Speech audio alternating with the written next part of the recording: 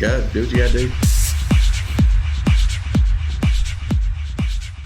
Hello, everyone. Welcome to a Thursday edition of Tint Wizdom. This is a triple wisdom a week, and today is Wednesday, and I'm joined with Ralph Van Pelt from Flexfilms. Ralph, welcome.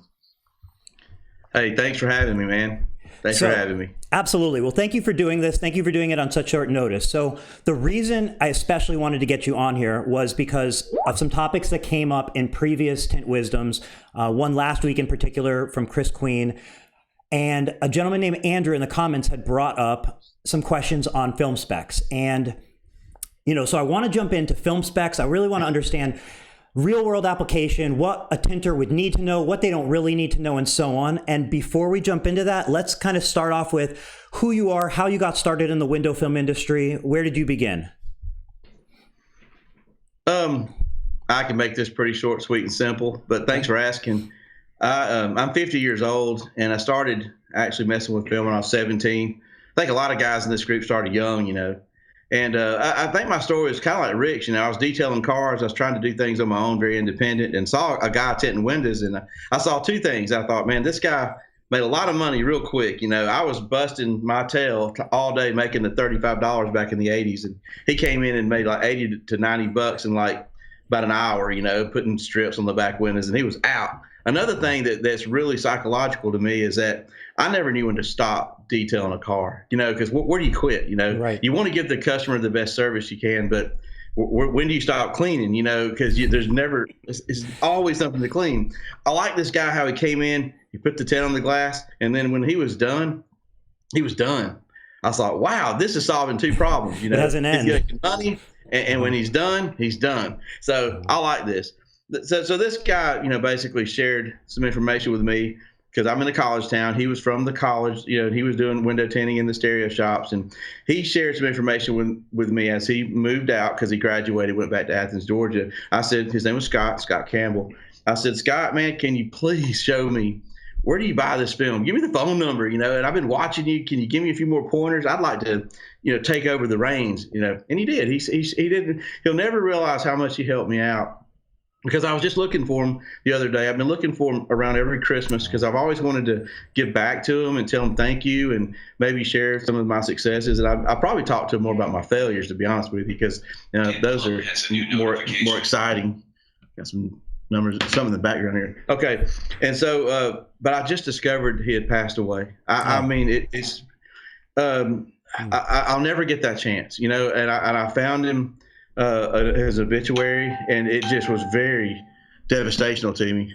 I got some noise in the background. I'm sorry about that. No worries. I'm in an office here, so I'm learning about all the noises you can have. So anyway, I've been trying to reach out to his family and stuff like that, and I'm still working on that. I've got some contacts going because I want to find out more about him, and I don't want to get too on Scott, but I really did appreciate that gentleman, and he changed my life, and hopefully. People like us, when we share information, we can change other people's lives. That's why I do this. If it wasn't for that gentleman, where would I be? So I started tinting windows throughout I could give you the long, drawn out story, but I started tinting windows and I progressively got better at it. I went through college and then I got out on my own, and then I started, doing it full time. And, I got out of the tent business around 2000, and I got into developing, and I started fixing up houses and flipping them, and that led into new construction. That led into me buying land. I started doing land acquisition where I would do I'd annex properties into the city that were kind of in the 5 to 10 acre tracts, and I would get them hooked up with sewer, water. I would have them rezoned to high density. I do active adult, apartments. I did subdivisions, and then I would usually start to develop the property. I'd cut the trees. I'd do the grading, the water, storm, sewer, curb, gutter, infrastructure. Then boom, I was in this new business. I quit looking at cars going down the road with 10 on them, and then I lost everything after I made a bunch of money. And then after I lost everything, I got back into tinting. The good old roots. It's in my blood. And life was different after that because I'd gotten a taste of some really good money, and I didn't want to go back into the tent business the same ways and the same things I was doing. So I started looking at the technologies out there. And this is when nobody knew, because it didn't exist. I discovered ceramic. Okay. I'll leave it at that. How many years ago? This was probably around 2008. Okay. Give or take. Maybe, so housing crash and ceramic technologies kind of cross paths. It did. It's exactly the way you phrased it. It crossed paths. I wasn't looking for it. It came in. I could give you a long story about it, but I'm not going to do that. Let's just say a rep came in representing a company with a spectrally selective flat glass film. Showed me what it would do. And I wasn't very excited or interested because this company was one I didn't care to do business with. They were kind of expensive, and I wasn't really looking for that type of product. But nonetheless, he brought the heat box. He put his hand in front of it, and it got my attention because I was like, "Wow, man, this is awesome." I said, "But wait a minute, I got a lot of films." And I was prideful. I've been using name brand films, high performance films. I said, "I got plenty of films back here that I could put on that glass slide, and I know they'll do the same thing." Yes, we all know window film blocks out heat. He said, "Well, go give it your best shot." So I put some films on some glass, and I put my hand in front of them, and I was like, "Oh my gosh, what's happening here? Why aren't these films working?" And then this gentleman began to explain to me, this is IR film. This is not nobody has this. And this film has the ability to slow down heat. And he tried to explain it to me, but he didn't even know how, So we didn't know what this mystery product was. We just knew that it worked. And I couldn't afford it from the company that was offering it. So I started researching, like, where can I find this? I got to have it, but I can't pay $2,000 a roll, and try to, how am I going to make a living with this? It doesn't make any sense. Mm-hmm. So I found out where some of the origins of this stuff was. Long story there. But, it's an Asian technology, Korea, Japan. And now we're seeing it come out of China. It's been around, but the real grassroots place I found was Korea. And so I got hooked in with some Korean technology through another gentleman I knew and met, and he began to supply me with this product. Now, what was interesting about this product is it had this ability to perform on this heat box, and so at the counter with the customer, it was like taking candy from a baby. I could knock down all the competition because see, all the competition was typical. They're installers, okay, not dogging them out. I was one too, and but if you put your mind in the wrong place, which I think they were doing, because they were really worried about how the film would shrink. They were worried about how good the hard coat was, or how good the glue was, and that's how they would buy their film. I was putting the customer's needs in front. Because I figured out if I can win at the counter, I've got to do it by putting their needs before mine. Now, this film was one ply. This film I didn't know at the time, but it was an extruded dyed layer. It had the ceramic coating, and it was just hard to work with. A 1 mil film didn't shrink, it would shrink like crap. The glue was like, it'd peel off the glass. But, I persevered, and I felt like at the time, I still am, I'm a top shelf tinter. I'm going to win. I get this stuff on the glass, and I'll make it not have bubbles, and I'll make it look as good as any guy that's got this dyed film. And as long as the customer is happy with the results, because they're looking for performance, I was winning. Not only how was I winning though? Because instead of trying to get the regular price, I was actually able to say, I have the regular film, and here is the regular price, and everybody around me is going to have the same product. But if you want more, if you're a value shopper and not just a price shopper, I got something that might interest you. Boom, take the heat box out, show them. And, a lot of times people are like, I want that. Well, it's going to cost more money, but, right. Nobody else has it. I'd like to help you with it. And it changed my life. So I started from 17, got the guy that told me what number to call. And by the way, that was a Solar Guard number he gave me. Just thought I'd tell you all that. And started buying the tools, the films, just learning how to put it on under the oak tree. And then, it progressed to where I am now, actually selling this stuff, because I was so successful selling it in my tent shop for years and years, and was doubling and tripling the profits that I could make before really anybody knew what it was. I thought, I think I could sell this. I'm thinking I could sell this to other people and change their lives like it changed mine. And that's where I came from, my heart, because I've already done it. It worked. It wasn't like a theory anymore. This was field results I want to share with you, and this is how I did it. And now here's where I'm at. But it's been a bumpy road. It's been a real bumpy road, because Go ahead. Go ahead. How, what year or when did you make that transition from tint shop to tint supplier? That was probably around, it's a gray area, but I'm going to say between 2010 and 2011. Okay. Because, you know, me and a partner decided to start a tent business in Lilburn, Georgia. And the reason we decided to start a tent business, Eric, you might appreciate this with your knowledge of social media, because I was starving to understand the social media, Facebook. I was going to seminars. Now, I'm a window tinter, and I've already been successful at the, let's just call it the real estate business, to being a developer, but I've lost everything. But, so I'm a 40-year-old man almost, and I've got a lot of experience under my belt. Don't know everything, but I had a lot of knowledge I didn't have when I was 20. And I knew the internet was the future. I didn't know how it was going to be my future, but, I saw value in it because I saw a way to, it could level the playing field and I could reach a bunch of people. Well, I started looking around on the internet and seeing who would pop up. And the company kept popping up called Glass Tiger. And, and everything I did on Google, man, this was the number one. And it was everywhere. And this was back before Google did a lot of updates and stuff, and it was very Wild West back then, and it was real easy to do SEO. And this gentleman figured it out. He had some friends and a brother, and they had it figured out. So I just said, I got to call whoever this Glass Tiger. I got to find out who these people are. They got a nice website. I can't do anything on the internet without coming across these people. So I picked the phone up and called the gentleman that was behind it. His name was Steve, and we hit it off. And he told me he wasn't even tinting windows. He just had the website up. He was just trying to see if he could continue SEO to see how often he could make his phone ring. And he was subbing the work out. Mm-hmm. I said, well, how much are you getting the phone ring? Because you're everywhere. Mm-hmm. He says, Ralph, I think I had about 60 calls. I said, you mean to tell me you're sitting over there in Atlanta? You just had 60 calls a day and everybody wants their windows tinted. I said, I think I can work with that. I'm going to come up there and meet you. I drove my car up there and met him, and I sat in his living room, and I sat there and listened to the phone ring about 60, 40, 30, it just depends on what day it was, every day.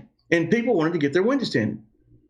And I said, can I cut in on some of this? Can I be the guy you sub it to? And, maybe you and I could work together somehow? Absolutely. I'm looking for a guy like you. Do you know how to tint windows? I said, well, Dad, I do. So, it started from there, man. And, I didn't know how to I didn't know how to process all this because, 60 calls a day coming in, I need to go up. How am I going to, let me answer the phone. You needed Tint Wiz back then. My God, I needed Tint Wiz. You know what? I will say this. Here's what I did though, before Tint Wiz. I'm not saying before, but before, how did you handle it? I got it. I was like, I don't have a shop up here where I established. I'm just going to do it mobile. I'm going to answer the phone. I'm going to get these people, to want to do this, and I'm going to figure out a way to do it mobile right now. You got to understand something. I'd lost everything. Mm-hmm. I was trying to regroup. I had some advantages. I did have a home, that I had to pay for. And I had a little bit of cash, and I didn't see an urgency of like, I just got to go out and do something stupid. I wanted to do something big, so I was very methodical, and I said, I just want to go up here. I'm a tinter at heart. That's what I do. I'm going to get my car, and I'm just going to go up here and try to figure this out. I'm going to answer the phone first, and I'm going to see who's on the other end. Mm-hmm. I'm going to start telling them that, we've got some really good film, and I want to come to your home and try to put it on your car, because I'm good at it. And it grew from there. We got a location. We decided we need a static location, and we need to build from there. And we did. And that's when we got back in, that's when the ceramic thing really blossomed, because my partner taught me things I didn't realize. Because have you ever seen that movie Shallow Hal? I do, but I don't really recall, but I definitely saw it. Well, the plot was pretty simple. He was a pretty shallow guy, and he got changed. I'll just say it like that. And he started looking at women that were typically ugly and not attractive as the most beautiful women's creatures on earth. And, where other people wouldn't find them attractive, he he saw them to be attractive. Anyway, I was very shallow, because I thought that I was doing something big, because I had ceramic figured out. I had the heat box. I had the slides, and I was like, I'll bet you that I can bat 1,000. And my partner was like, what are you talking about? I said, I sell ceramic to everybody. It's just no way. I said, well, I can prove it. And so I'm starting to show him what my secret is. And I'm showing him like dyed film for 180. Mm-hmm. And I'm like, maybe it was like 175. And then I'm showing him ceramic and it's killing it. You know, the heat's difference is crazy different. And I'm saying, if you want this, it's only $35 more. He's like, no wonder you're selling everybody. You're only selling it for $35. Right. I said, well, nobody's going to pay more than that. He says, you're crazy. People will pay $100 more for that. I said, no. You don't understand what you're talking about. See, I was from a small town. I'm a college town, but 26,000 people. There's a lot of competition. The demographics were not very favorable. The average per capita income was kind of low. The average level of education. The population density. Things were not in my favor in Carrollton, Georgia. But going over there to Lilburn, it all changes. All that demographic changes, mainly population, and there's a lot more money in that area. And when you figure out how to connect with that money, the people that would want that product will pay you more than $35 a car. Sure. And I got hurt. I had a herniated disc. I had to have an emergency surgery, and I was very stubborn, and I wouldn't let him do the sales. I was taking it over, which I shouldn't have. And he took over the sales because I was incapacitated. I'm having surgery. I can't do anything with layup. And he says, Ralph, I'm going to try to experiment a little bit. I'm going to try to ask for some more money. I'm like, man, just don't lose the sales, man, please, And he says, no, I promise, I got this. So the next couple of days, he called me and says, hey, man, I tried it. I said, well, what happened? What happened? He says, well, I started asking $50, not 35, 50. I said, are you kidding? $50? He said, well, we did 7 cars, and everybody said yes. I said, really? $50? And they said, yeah. He says, yeah, but don't get too excited. I think tomorrow I'm gonna try 75. I said, come on, man, come on. Well, anyway, the story can go on and on, but you know what? Yeah. He got up to $100 and he still had 9 or almost 10 out of 10 people say yes. Mm-hmm. And he just kept proving it to me.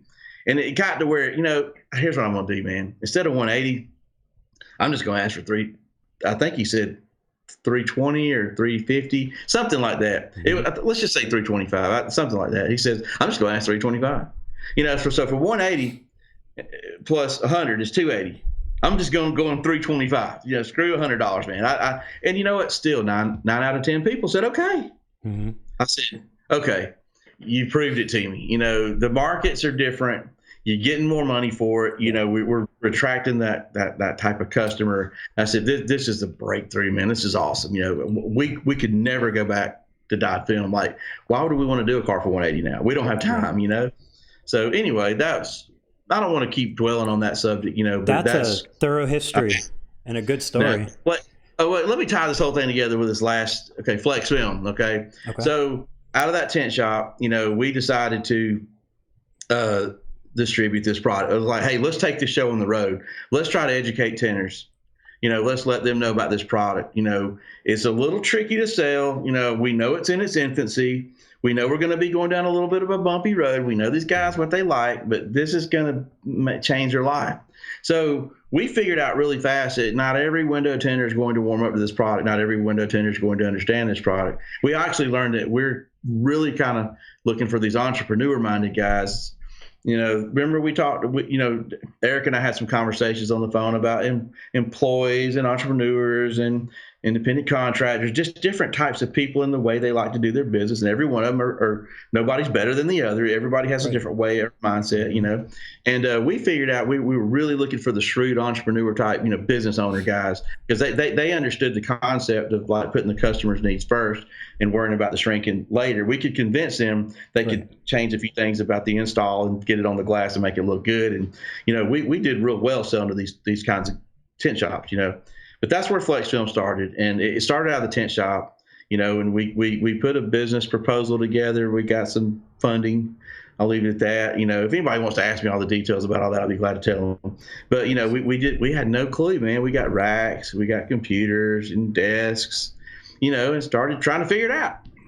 So you okay? Yeah. Speaking of questions, everything's perfect. Speaking of questions, I'm going to pull up the comments, and just in case there are any questions. So if you're watching this live, if you can share it, sharing it would help get more people in here, and we can make sure that everybody who has questions for Ralph can get those questions out today live, because we don't typically do a live on Wednesday. So there may be some fellow tinters out there that don't know we're live. So sharing this video will absolutely help that. So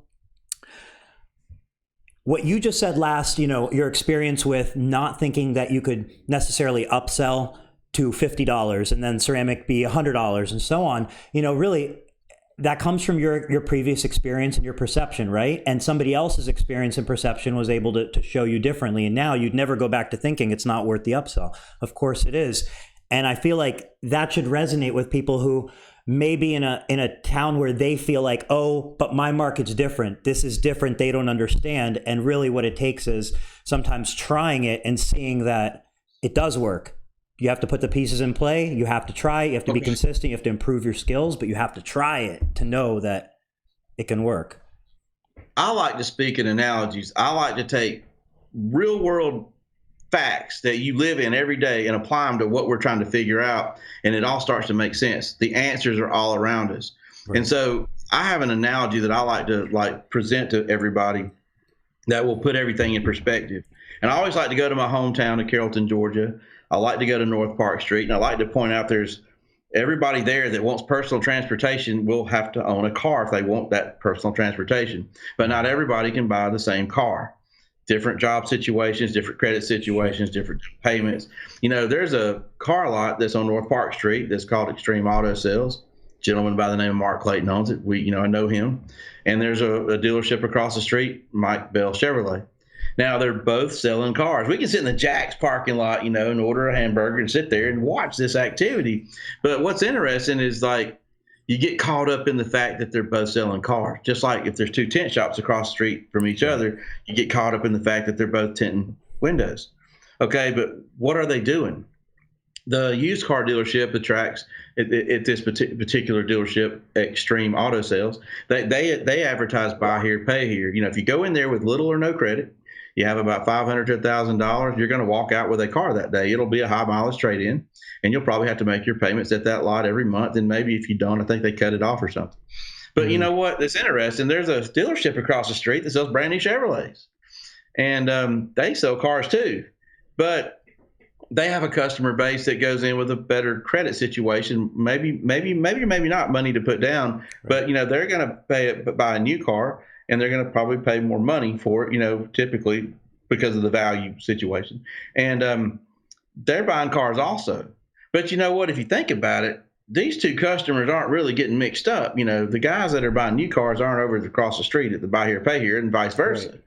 I even gave an example, and I'm going to tie this to ceramic window film. What if I went to the Corvette dealership? I know Mike Bell. I say, Mike, I'm going to take this Corvette, man, and see if I can't get these boys across the street, try to sell it for us. I know these guys, they're sharp, and we're going to put it over there in the showroom.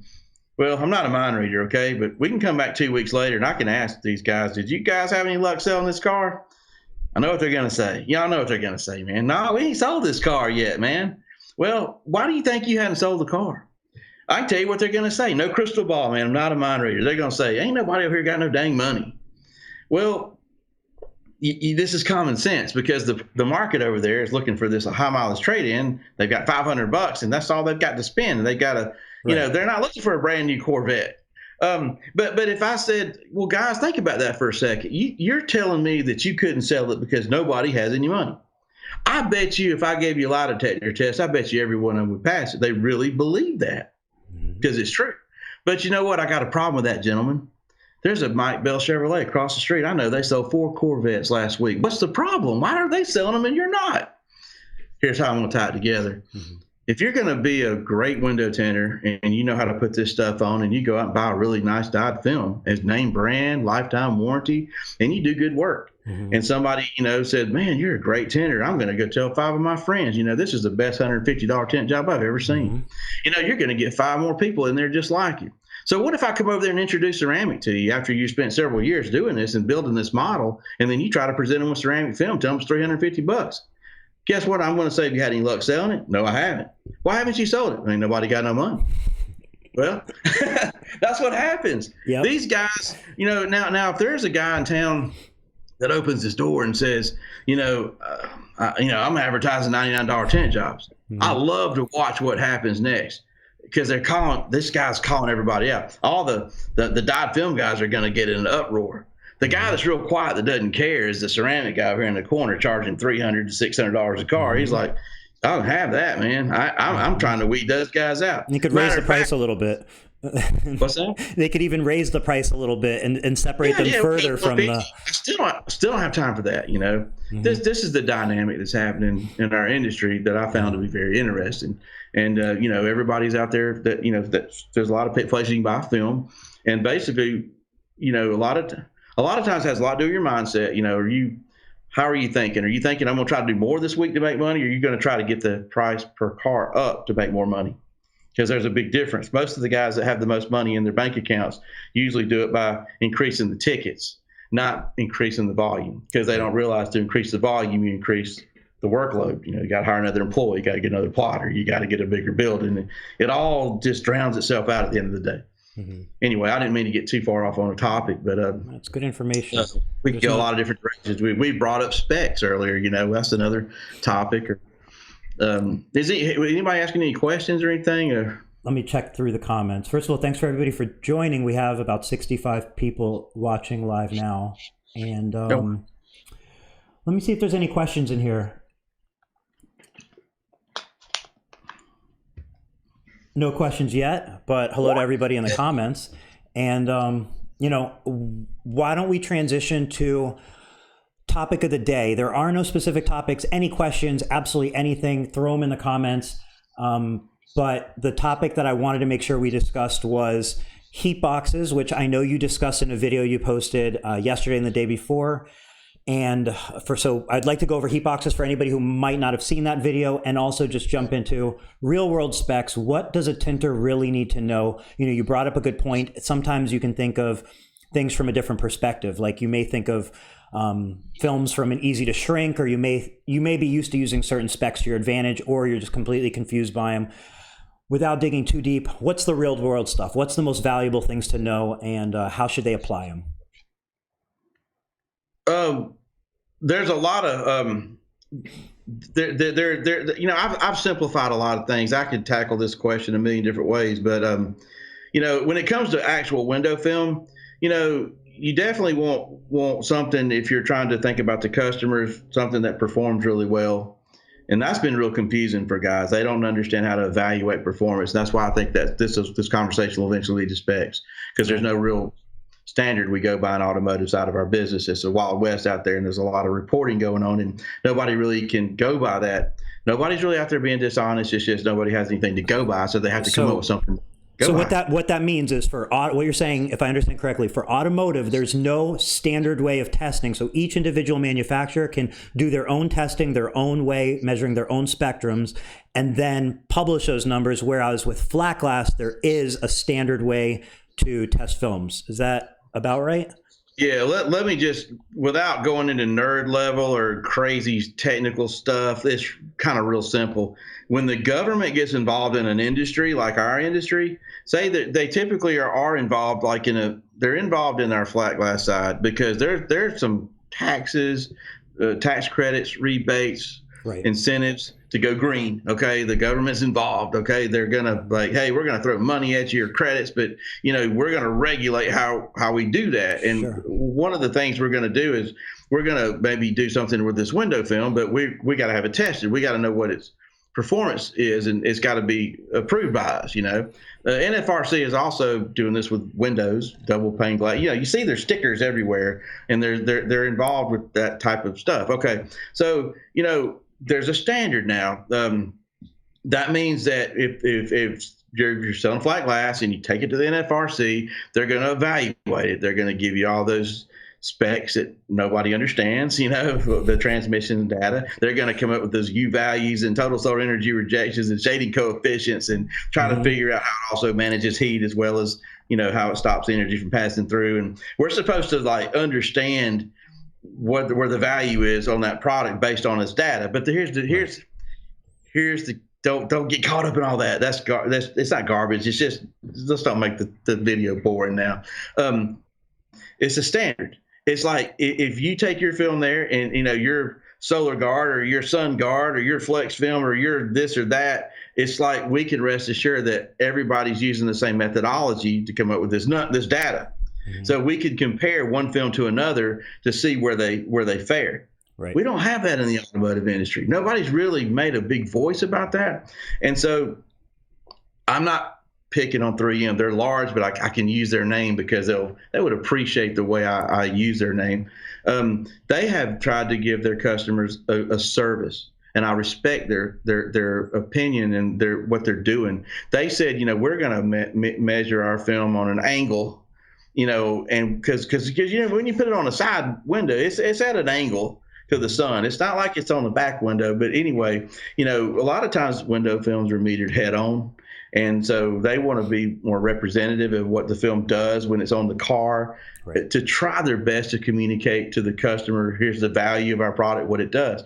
Well, if they use that standard, they're only doing it to benefit the customer, and they mean well from it. They're not bad people. They're not trying to lie. They're not trying to deceive. They are trying to sell their film like everybody else. You can't bash them for that. So if I test my film with an $80,000 solar spectrometer, am I going to put my film on an angle, or am I going to, use a $100 EDTM meter? Am I going to use a $1,000 beam splitter? I have choices, how I can test mine to try to report the same data, to try to convey to the customer what the performance is. But if there's no standard, I'm doing it this way, they're doing it that way. So how can you really go by anything and know how one film compares to another when the standard is like a moving target? Having no standard leads to, ways to bend the line. And then once people are bending the line, then it can go in any direction, yeah? Well, I'm not, let's smile about this, but there are people out there bending that line.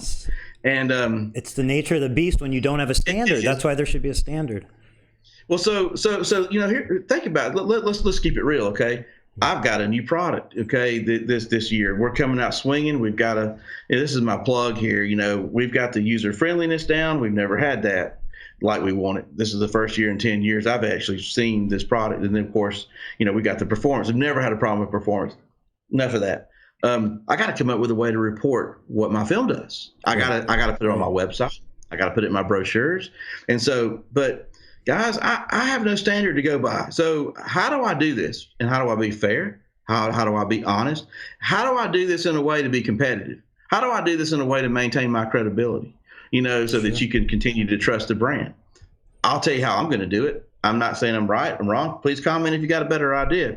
But I'm going to use the $100,000+ beam splitter solar spectrometer that's offered by the manufacturer that I have access to. And then I'm going to take that data, which is the transmission data, okay? Then I'm going to take these little, these little $100 meters that we all as window tinters have access to, and I'm going to meter on that. I'm going to see the relationship between the two. I think it's going to be close. Different meters might have different variations, but I want to be in the same ballpark with that data, because it's simple transmission data. What's the visible light transmission? I want the photopic number. I want the good number. I don't want a Chinese meter to dictate what that says. I want to pay more attention to the the $100,000 solar spectrometer. There's other transmission numbers that I think that'll benefit me by going with a more expensive meter and making sure they're in line with the meters that we show our customers. Then I want to kind of look at my competition, especially on the numbers that sort of, get really hairy when we're trying to figure out how the window film manages heat, because those are really using some variables that we don't know where they came from. And there's a lot of people out there reporting total solar energy rejection and solar heat gain coefficient. Those two always have to be opposite of each other. And let's just put it to you this way. If I look at somebody I feel like is a competitor, and they have a number they're reporting for their total solar energy rejection, and I'm looking at what my company says it is, and it looks like they're being aggressive, and they're using some methodology that's a little more aggressive than ours, and it looks like in marketing theirs is a little better than ours on the numbers. Mm-hmm. But I put mine in front of a heat box beside theirs, and I can beat theirs. Mm-hmm. Should I go 1 point higher than theirs? No, I wouldn't. But you could do anything. Everybody does everything, but I wouldn't. No, I appreciate your answer, but I think there's no right answer. Okay, yeah, right. There's good answers. Right. But I don't know. I'm wrestling with that right now. I'm wrestling with that because, if somebody said, well, you just went 1 point higher than theirs because, why? Because I want people to know and get their attention that mine was better because, and I want to be credible because I can say, well, if you don't believe me that mine's at that range, then go find out how they did theirs. Well, just put your hand in front of it and put yours beside mine. And mine should win because that's what the numbers say. If I can, I don't know. For somebody to pick your film over a different film, they have to know about the film. And if we're talking about specs, they have to know about the specs. So I guess my angle on it is honesty is always like the best policy. So if you go with what the real numbers are, you're not going to win them when they're searching specs. You're going to win them when they hear that message that that's what your company stands for and your specs actually are your specs and outperform the other films with maybe fake specs. But that's just my thoughts. I'm curious what everybody's thoughts are. I just think going straight arrow, honest, cut down the line is better than one-upping. There's no such thing as a real number. That's the problem. You see, it's more realistic. The number that tinters can relate to best. So the numbers that tinters are going to relate to best are the ones that they can verify with the machines they have access to and in real world scenarios. And this is only my opinion. I'm just saying. So like, I feel like there's room for that to where a tinter can know, hey, I can trust those specs. I know how to teach those things. I know how to demo it, and it really does outperform it. And who cares what the number is on the piece of paper? Right? Yeah. Well. See, you got two sets of numbers. You got one number that represents the protection of the film, and that's just energy that comes from the sun, and literally how much of it gets through to the other side of the glass. Those are the numbers that are really difficult to fudge. I mean, because if you do fudge those, and you take a regular $100 meter, you're going to see the fudge factor there, and you're going to totally lose credibility fast among everybody that's trying to buy the film. It's a good marketing campaign, the fudge factor. Yeah, but it's really easier to be aggressive and more fudge how heat is slowed down after it's created from energy being absorbed and how it radiates, because that's how are we going to calculate that, or what variables are we going to use to plug in to get that number? Like what, we talked about thermodynamics and thermal equilibrium. We talked about wind speeds. We talked about temperatures. Is the car going down the road fast? Is it sitting in the parking lot? I could say anything I want. Hey, I got this number to be this because here's how I figured it, and you can get it too. But, whatever I had to do to get my number higher than theirs, was it honest? Was it dishonest? As long as you can put your hand in front of it and it feels better than the guys that's competing against you, I think you maintain your credibility as long as you're within the realm of realistic. It's a tricky number. It's not what is realistic. How did you figure it? There's no standard. I don't have anything to go by. I just had to come up with something. Hey, it's a good thing to know about that I wasn't aware of before this conversation. So here's the good news. Here's the good news, Eric. We don't go by numbers anymore. Let's don't go by numbers. Let's just go by your hand. If you want to know how well the film slows down heat, get your heat box out, get your glass slide, put it on there, and stick your hand in front of it. And if you want to see if it's better than the other one you're shopping for, and you don't want to just strictly go by the numbers, get a piece of it, put it on a piece of glass, and put your hand in front of it. Put them side by side. Put a heat sheet in front of them, put them together, and see which one, turns the heat sheet color. So what do you say to those who feel like a heat box isn't an accurate demonstration?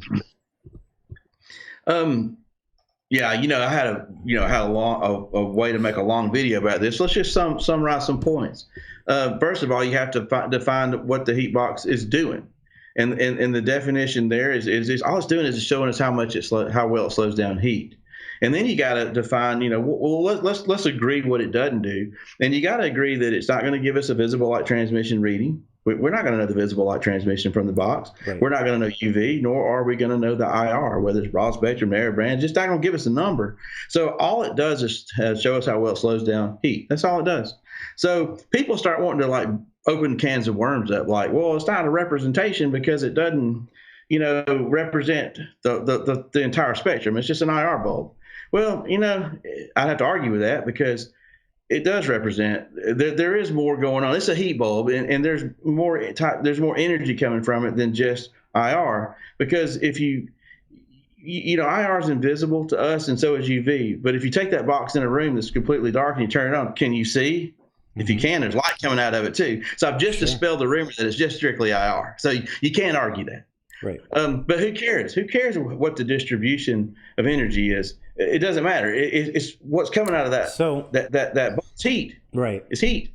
And I can put a thermometer. If you don't believe that, you can put a thermometer in front of it and watch it go up. If it goes up, then there's heat there. So from the perspective that heat box is there to demonstrate how the film slows down heat. If you're comparing it to clear glass, you're seeing, okay, it slows down heat. If you're comparing it to a dyed film, you're seeing how a ceramic slows down heat more than a dyed film.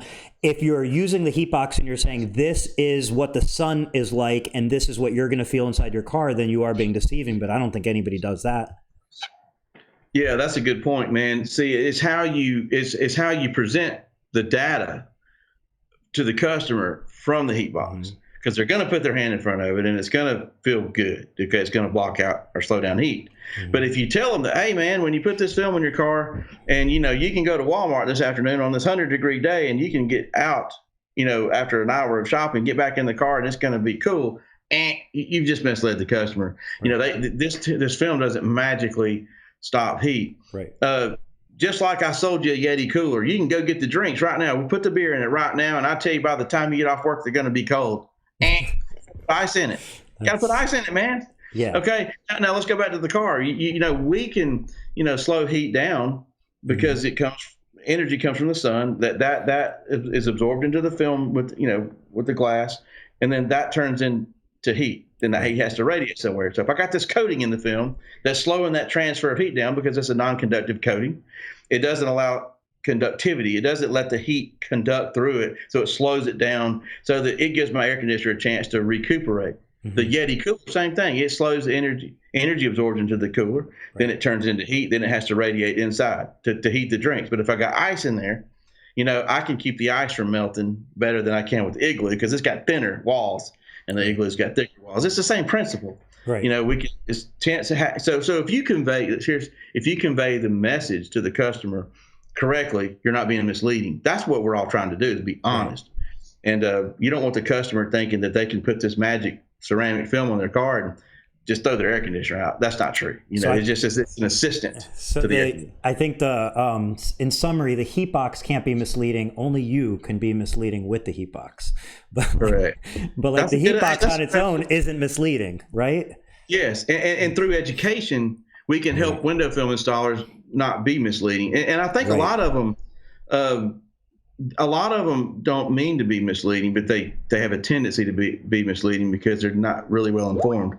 I don't know if I want to bring another topic up, but I keep hearing this heat versus IR heat. You ever hear that? Yes. IR stands for infrared radiation, and IR comes from the sun. There's almost half of it.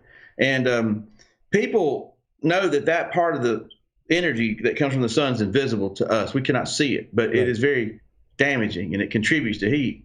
But in the form of energy, it's not heat. It has to absorb into an object, and then there's a process that it goes through to turn into heat, which is another form of energy that's created from friction and on a molecular level, because energy vibrates molecules, and then that heat is something different, that has to move and radiate, which can be measured with a thermometer, in degrees or Celsius. You can't measure IR with the thermometer because it's not yet heat. Anyway, there's a lot of people trying to distinguish IR heat. I think they say IR heat because they want to throw that 96% IR heat rejection, and they want to just call it IR heat and sort of mislead the customer into thinking this film's going to block out 96% of this stuff that we call heat, which is really terrible because the film blocks out 96% of the IR energy. You see what I'm saying, from getting through the glass, but then what is not blocked typically is absorbed, and then that has to do its dance to turn into heat. And then we have a coating that's separate, that's actually slowing down that process of heat transfer. It's more complicated, but nobody understands all that. And the heat, as it's being absorbed, and then we'll jump into the comments, but a key thing here is wind, because the heat's it's being slowed down from being absorbed into a car or into a window, but it has to be dispelled some way, or else eventually there's tons of heat in there, right? And that's why it's going to get hot regardless, unless there's a moving vehicle, essentially. It's been mentioned a few times that one of the ways to, demonstrate this phenomenon about, heat, is to put two cars beside each other, put one with ceramic film and one without ceramic film, and then just put a thermometer in the seat. Mm-hmm. And then supposedly the one that has the good film on it is going to be cooler inside, the car at some point. Mm-hmm. And that there's a lot of truth to that, but there's a variable that's missing when people use that analogy or that example. It's time, because thermal equilibrium always wins. There's a law. If you go read the law of thermal equilibrium, if you put a drink, a beer, in a cooler in ice, the ice is cold, the beer is hot. There's an equilibrium that's met when the ice and the beer merge together at one temperature, and that's exactly what's happening in the car. We can put whatever film you want to put on it in the parking lot at Walmart on a 100-degree day with no clouds in the sky. The temperature inside the car will equalize with the outside temperature, with or without film. Right. So the thermometer idea is not bad. It's just you've got to consider the time. Let's put the thermometer in there and see what it says in 5-minute increments, and then 10 minutes, and then 20. Let's graph it, and then let's graph it without the film and see what it does. There will be a difference, and the film will it will slow the heat transfer down and slow the process down. But eventually, they both lose, because the sun wins, Yeah. So the air conditioners are what makes the difference, because one's going to work on 2-fan speed, and the other one's going to be working all the time at 8 to try to keep it cool, There's a video on YouTube. It's a Hooper Optic video from outside of the USA, and it shows 2 sticks of butter on a dashboard with a timer, and one has film, one doesn't, and they show the timer, the countdown, and how the butter melts faster. Now, the way it's filmed, there's no way to verify what's going on, but I think that kind of pretty simple, man. There's that a coating same concept. There's a coating in the film that slows down heat. The one that slows down heat the best melts the butter the slowest. Yep. Pretty simple. Yep. So that's a pretty good old, that gets your attention, It's butter really on a dashboard for sure. It could be a ceramic coating commercial at the same time for when the butter drips all over your dashboard. So let's jump into the comments. We have quite a few comments. Ed said, "It all works, Ralph. I heard you say that 2 years ago. Changed some ways I look at it." And Chris Queen, so he's changed the way he's looked at things since you've been saying that, obviously, for a little while now. Chris Queen said quality over quantity. Rick wants you to tell him a story of how you guys met, which we'll get into, but let's keep reading these comments. Okay. And let's see. Ricardo asked if you ship Flexfilm to Canada. We do ship Flexfilm to Canada. We have before, but sometimes it's not. It's somewhat cost prohibitive when you ship film overseas. You have to take on the expense, and sometimes there's duties and taxes and things of that nature that I can't control. So Right. just to supply a tint shop, when they commonly order on a weekly or bi-weekly or monthly basis, is not cost prohibitive because it's so expensive. It's even borderline expensive for us to ship to Hawaii, but we do. But that's usually, yes, we can, but do we? Not usually, because of that. So one advice would be if you want to carry Flexfilm and you're in Canada, that gives you an advantage of being one of the only, probably the only person carrying it in your area for sure. Just try to order in bulk, and that should reduce some of the expenses. And right? Now, we can freight it. We can freight it over, and that's a whole nother ball game, because we can palletize something and we can send it over there, and it's not it's very affordable. Okay. And that's the way you would do it. Trying to do it small packages through, UPS, FedEx, or any DHL, it's just cost prohibitive, man. It's just cuts too deep into the profit, man. Understood. Yeah. And those things can be out of control, but I just feel like that's still an opportunity. If I had a tint shop and I'm hearing that, and I wanted to carry Flexfilm, that's an opportunity, because it just makes me know that, hey, nobody's really doing this in your area, so make it work. I feel like I know a lot about some things, but some things I don't know a lot about. I'm not a shipping expert. I wouldn't be surprised if somebody came on here and told me something I didn't know about shipping that could really change our lives, and that would be a blessing if that happened. So, keep that door open, guys. I don't know everything about shipping. I've never figured out the Canadian situation, or even some of the other, foreign overseas stuff that I mean, there's so many people that would love to get our product overseas, but it's tricky. It's tricky for me anyway. So Ralph said that you could be the industry's UN ambassador, and Julio Mendoza asked, how can we increase our prices without losing out on sales? So, obviously the worry is, hey, if I ask for more money, what happens if I lose all my customers? I think that sometimes people complicate that more than they should. Mm-hmm. And I've got a way to simplify this. I know as humans that we tend to profile people. You're going to look at the guy that pulls up in a car, and if it's an old beater car, you're going to not be overly aggressive about trying to sell this guy ceramic. Or if somebody pulls up in a Porsche brand new, you might be a little more, ambitious about, hey, I'm going to try to sell this guy ceramic. Don't do that. That's going to mess you up. I think it's real simple. There's only going to be two kinds of people that come up. That's it. They're either price shopping or they're value shopping. That's it. And it only takes us about a minute to figure out which one we've got. Let's just make it real simple here. You know what a price shopper wants. Everybody knows their priority is price. Mm-hmm. They're going to draw, you got to draw the line in the sand with that guy, and you got to tell him everything you can to try to sell it. He is looking for price.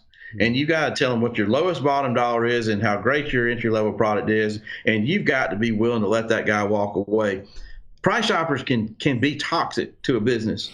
If you do too many of those and you go down lower than you're comfortable with, you can start attracting more of them, and they become toxic because they, keep you from selling higher end products. Okay.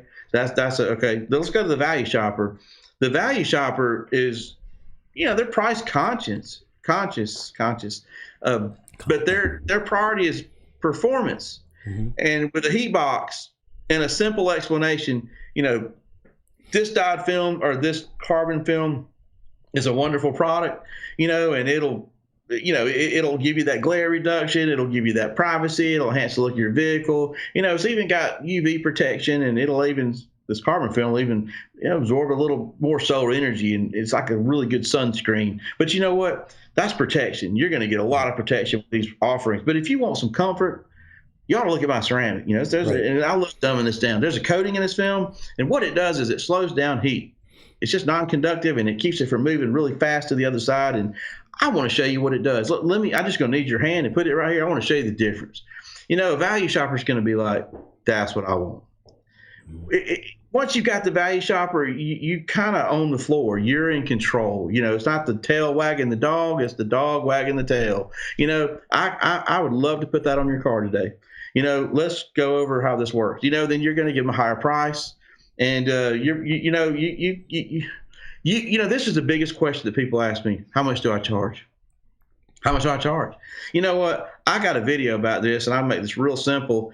I don't know how much to tell you to charge, but I tell you this, I don't care where you are in the world. If you answer your phone or you price jobs over the counter and you tell people, somebody says, I want you to tint my Honda Accord, how much do you charge? If you start pricing them at, $165 and they hang up, well, let me start off a little. Let's say you start pricing at $200 and they hang up. The next one, $200, hang up, $200, hang up, $200, hang up. Okay, try $180.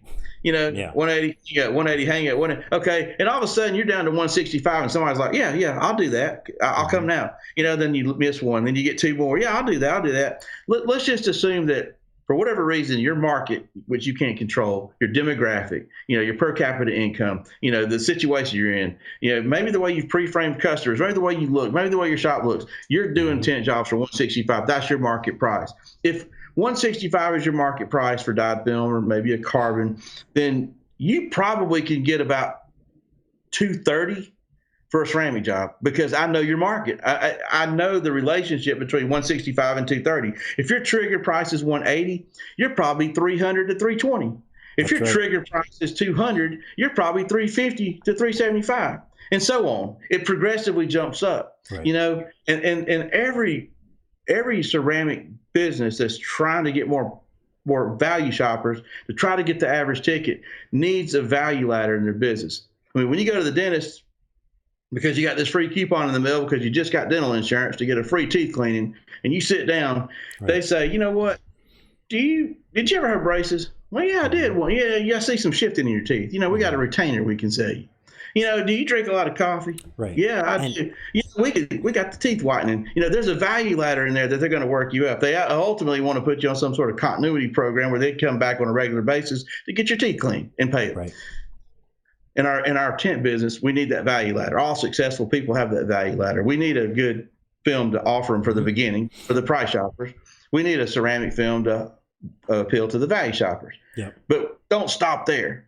Always test your value shoppers. Say, listen, man, I don't talk to people about this every day. I don't put this on display, but I got a better film than the one I just showed you. You seem like a value shopper to me, and that this is what you're looking for. And bring it out. I got NanoFlex. This is the ultimate. Like, this beats all the competitors. We could put this. Just let me let you feel it. You never know. There's a lot of value shoppers that want more, but if you don't offer them more, you'll never get it. You'll never get it. Sure. And answer that. Was I answering the question?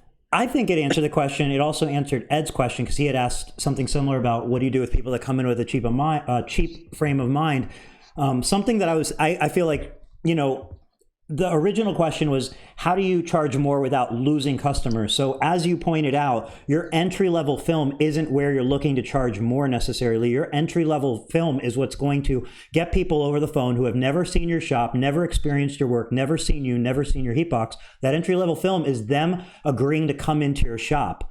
From there, the way you get more money for your tint jobs is having, like Ralph just said, that ladder system to be able, now they're in your environment, you have all the tools at your resources. Now you can upsell them. That's where you get more money. So in that case, you're not going to be losing anybody, because nobody's going to be turning you down. You're going to, if anything, you're going to see the value and maybe even dropping your prices a little more on your entry film, because you find out that some of those people that came in for 150 or 160 all of a sudden spend 350 and 380. It happens. Always, I will put this in perspective. Work forward. Don't always work backwards. Like, if you work backwards, what you're doing is you're like, hey, how much you charge sent my Honda Accord? We charge $600. That's backwards. Right. What you do is you bring them in. We charge whatever, to get them in the door. See, a lot of you guys already know how to get them in the door. You've already been doing it. I don't need to train you. You've been there for X amount of years. Whatever you're doing, don't quit. It's just when you get them in, and you can almost play with this sort of passively. You can be like, listen, guys, they just came out with this new technology. It's kind of wild, man. They're like, you're just going to blow your mind. You got to see this. Would you mind seeing this? You get their curiosity up and say, this is what you came in for. This is what this new stuff they have now. This is this heat blocking film. Really dumb it down. Right. And they put their hand in front of it. Just sit back and watch the reaction. Oh my gosh. There's some comments made about all the comments that people make. Usually they cuss. Holy, blank. Yep. When they see it. And then you feed into that. You say, you like that, didn't you? I mean, this is great. I mean, that's what I'm talking. I'm going to get this on my car. Anybody out there who wants a viral marketing idea to sell a lot of window film, I can guarantee you, if you put a little hidden camera on a heat box and, like Ralph just said, capture everybody's reaction, make a compilation of it, and in 20 seconds let people watch all these people's reactions. A viral video and great marketing material. You just have to do it. So we did that one time in my the tint business I had, and in my separation from my partner, which was not really smooth, but it worked out. I don't know, it got lost. The footage got lost. I'm like, oh man, I had so many. It was funny. It would have made it on the funniest video TV show. It was just watching those people, man, when they reacted to it. So. No, but I think a lot of people are intimidated. Like, I'm not a high pressure salesman. I don't want to bring people, I don't want to ask them for $300. I don't want to lose my business. No. You got to look at it like this. Listen, I'm a tinter and I'm really good at what I do. And I'm very familiar with your car, and you're going to be super happy with the job that I do. Here's my dilemma, and I need your help. I have to make some choices once I get your car back here. And I can put a couple of different films on there. I can put this, amazing lifetime warranty, dyed film, or I can put one that's just like it, looks the same, but it's totally different in how it works, and it blocks out so much more heat. I need your help. What would you want me to put on there? Let me show it to you so you'll understand. And you kind of look at it like, I hate to bother you, but this is my job. I can't make this decision for you. It's not ethical for me to go back here and pick without you being involved, because this is your car. You're the one driving it. I'm just here to help you. but I got a simple choice. Help me make it. You see what I'm saying? Yep. What are you doing wrong? How would they not like you or respect you for that? Yep. If they say, gosh, I got to have that one that blocks out all the heat. Mm-hmm. Well, that's the one I would have picked, But let me tell you, it is a little more expensive, and a lot of them are going to just be like panicking on you. Oh my gosh, are you kidding me? It's not going to be $150, whatever. But you say, no, listen, it's going to be $300 or $320.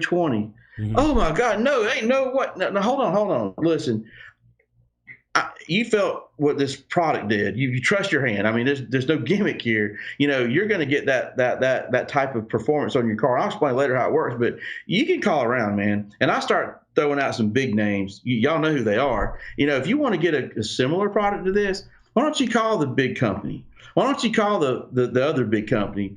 If they can beat my film, I'm talking Flexfilm now. If they can actually beat the performance of my film, and you bring a sample back, if they can beat the performance of it, we'll put it on the seat box. I'll use your hand. I'll tint your car for free. I pride myself in this state that I am the lowest price for this technology that you can find. And I'll put my money where my mouth is. Would you like for me to just go ahead and do it right now, or do you want to wait? Nobody's ever waited. They just want it. If they're going to get it, they're going to get it. So, I mean, I definitely think that's obviously a great way to, I really liked how, first of all, you're recruiting their help. So you're asking them, I need your help. Right. Recruiting their help is a great way, it's a great sales method and a way to convey your message without coming off in the wrong way. Yeah. And then, like you said, putting your money where your mouth is. Rhett asked, 2 films, one costs $300, one costs $600. Total solar energy specs might differ 3 points. Why do you convey it blocks so much more heat? Now, I just want to throw in before you answer this question.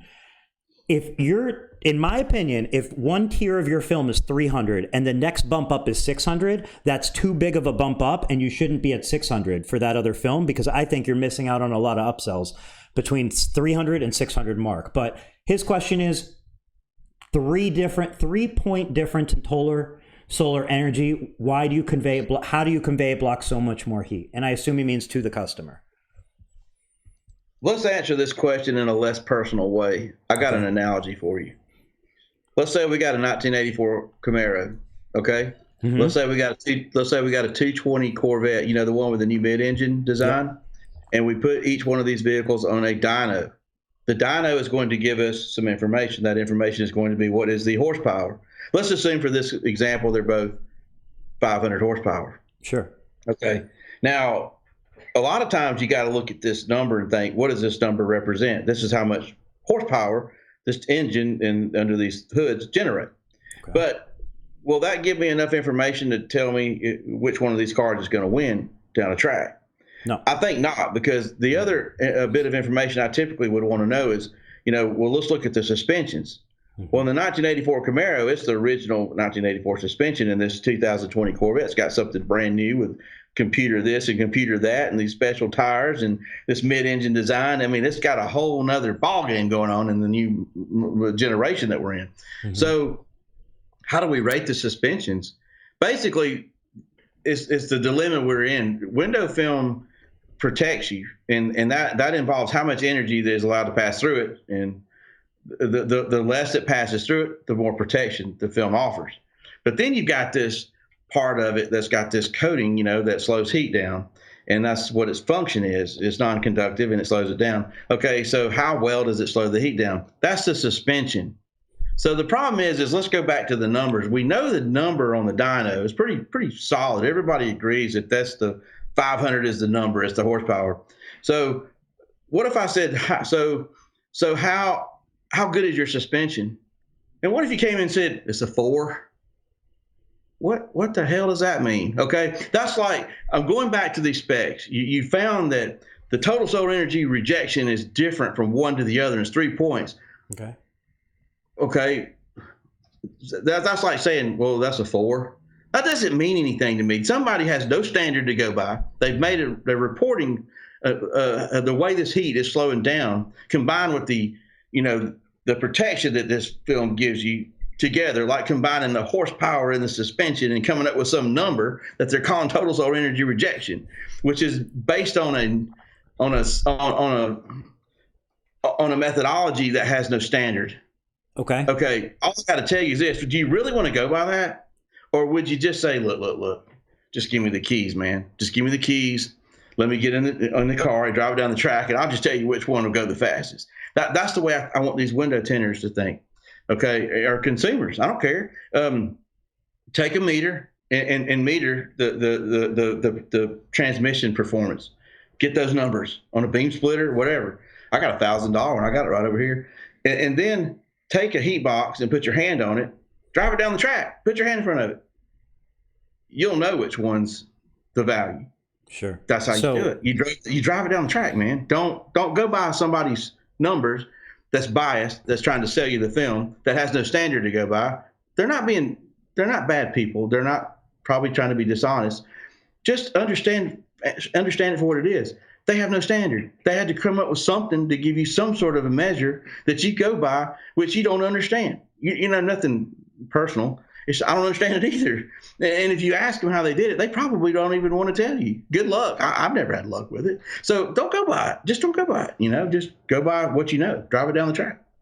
That's my way of doing it. Hey, that's an analogy that clicks with me completely because, like you said, horsepower is one number, but it doesn't tell any other part of the story by any means. So I could probably shave some horsepower off that Corvette with that suspension and still win against that Camaro. For sure. You know, so where's the value at, man? The value is to win. You know, which one of those films is going to help me get down the track? Which one's going to win? And I can tell you which one's going to win by the transmission information, which is the protection, and the comfort side of it, which is the suspension or the how well it slows down the heat. Pretty simple. It ain't that complicated. So Jeff asked, are most of the adhesives synthetic? How many different types are there? Yeah, kind of getting into some really technical stuff, which I'm not qualified to answer, but I can tell you some, you know, I can tell you what I know. We won't get too deep into this, but, you know, most people use acrylic-based adhesive for mounting. And the ones that are from like Korea are going to be like typically a low molecular weight. And, you know, if you compare them to like the American style adhesives, they're also acrylic, then they're typically going to be a heavy molecular weight. And if you look at the way they're coated, they're about 3.5 micrometers. You know, in America, on Lumars and, you know, all the domestic films, I mean, even Glory uses that formula. And then on the Korean side, they're going to be 7 to 8 micrometers. I think it requires actually more adhesive to get the same function as the thinner ones with the heavier molecular weight. But that's one thing that's changed about our film, because the source that I, you know, get to make my film has actually started using the American style version, which is now putting it at 3.5 micrometers, you know, making it higher molecular weight. And, you know, so it makes the film feel totally different and shrink different. Don't want to get too deep into my plug here. Let's go back to the laminate layer, because there's a laminate layer too, though. I'm sorry. Okay. No, go ahead. You got to look at both layers because they both equal, you know, when you say adhesive, you know, maybe we mostly think about mounting, but we also got to think about that little thin layer between the two plies. And so, again, a lot of the foreign sources do use acrylic there, and they use acrylic on the mounting. But in the American version, you see a lot of urethane-based laminates, and they're harder, thinner adhesive. And if you think about it, just the sheer volume of glue that goes on the films, it typically gives the American films a more crispy, you know, shrinking. You know, it's easier to install for a lot of guys. It's real crispy and sort of rigid. And these other foreign films have more glue, denser glue. It takes more. It kind of makes the films weight down and feel a little more, as they say, rubbery, you know. And so the glues that have the less molecular weight are typically more sensitive to heat over time. They typically will fail in like a little circular pattern around a defroster line or around an area like a matrix area where it absorbs energy and it has more heat there, puts more stress on the glass at that point. And when you see these round bubbles everywhere, usually on defroster line, those are classic like mounting adhesive type failures, and they occur on American and foreign films. And then, of course, the laminate failures are probably the most common, where the back windows turn blurry, and then of course the film starts. What it is the glue starts to to break down, and then there's a shift. See my hands? It shifts, and once you get that little shift in the two plies, like a glacier, okay, you get that blurry effect, and then you start seeing those finger bubbles pop up, and it just does all kind of like it kind of peels off the edges and stuff like that. That's a laminate failure, a little different than the mounting failure. I don't know if I answered the question or not. I was just kind of throwing some things, I think so, at the wall to see what will stick. So Logan asked if he should go around to other tin companies and try and work out to all charge the same prices. And then Rick McIntyre responded. Rick said, "It is always good to have relationships with as many other tin shops as possible. Certainly share struggles and worries. What you can't do is discuss anything related to price fixing. That's one area to be careful. That's definitely against the law. But beyond just being against the law, really, that's not going to be like." I don't feel like that's really going to be a successful method, regardless of what you can cook up. The best method, in my opinion, is work on your own shop, work on your own products, your own service, and don't worry about the competitor. And it just works out. If you're focused on the customer, you win the customer. If you focus on the competitor, you drive yourself nuts. I'll tell you what, I made a video. I've spent, when I went to college, before I dropped out with one class left, I majored in psychology, so I had an interest in psychology, and I love psychology. I like people. I like to watch what makes them tick, and I've made some observations in my lifetime over interacting with the window tinters. And I think, Eric, you and I had a quick conversation on this. I'll give y'all the short version. I've classified tinters, and I don't ever want to imply that one guy's better than the other. It's just I'm blessed now to understand them because I know how to communicate with them. And I think if you understand them and you view them as your competitors, you may know how to interact with them, or you may understand what their game strategy is, and it may not interfere with your game strategy. But I came up with 3 types of tinters. I think the most common tinter that represents maybe over 90% of them, I call them the employee-minded tinter.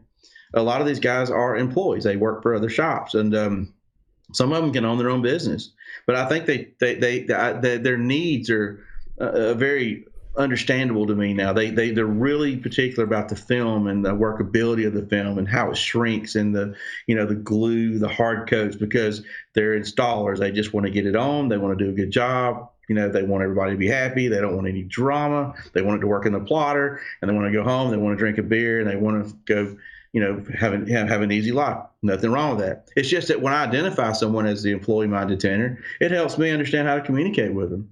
If I'm going to try to sell them something, I may know how to approach them. I may know what to say to them. I may know what to try to sell them. I may know what they're interested in. Then the other extreme, the total opposite of the employee-minded guy, is the entrepreneur-minded guy. I think he wakes up in the morning, he wants to win. He's going to own his own business. He's probably really confident in his ability to sell. He probably knows how to articulate. He knows,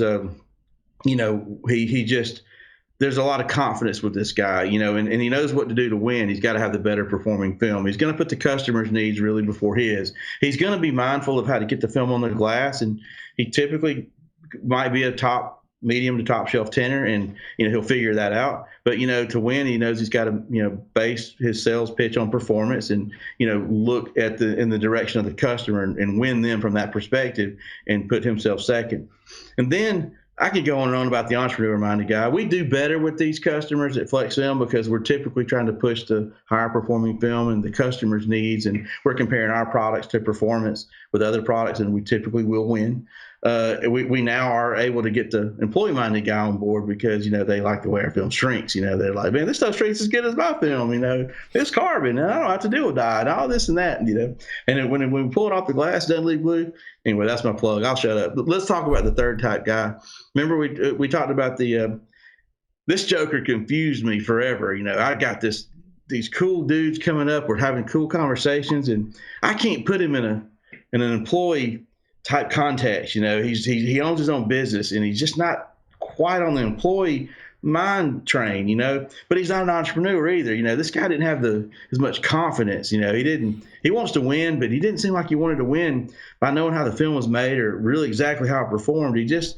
There was a win in him though, but it was different. He wasn't necessarily the best tinter out there. You'd think this guy would have been the best tinter because he looked the best, he presented well, but he just didn't do that great of work. I wasn't impressed with him. So anyway, I finally figured out how to categorize this guy, and I called him the independent contractor. And so mainly what separated this guy from everybody else is because he was about the brand. He had to be with the big name. And if you ask him, what's the best film? He'd say, well, of course, it's the big brand. It's the brand that chose me. I'm the only one that can sell it. I'm the man. Nobody sells it around me. And everybody knows it's the best. You go look at the ads, look at the this and that. It's almost like he's using that as a crutch or a security blanket to mask some of the weaknesses or, that he may or may not have. So anyway, why did I tell you all this? Because it really helps understand these gentlemen, all these people, because we know how to communicate with them and we know who we're talking to. And if we're competing with them, if you're the employee-minded guy and the entrepreneur-minded guy opens up across the street, y'all probably are going to miss each other. You're doing the $150 jobs. He's doing the $300 jobs. There's a lot of that goes with that, and y'all aren't crossing each other. It's just when an employee guy opens up and another employee-minded guy opens up, there's the battle. Now we're talking about price wars and race to zeros. These guys get nasty, and two entrepreneurs can go head to head. That gets nasty too.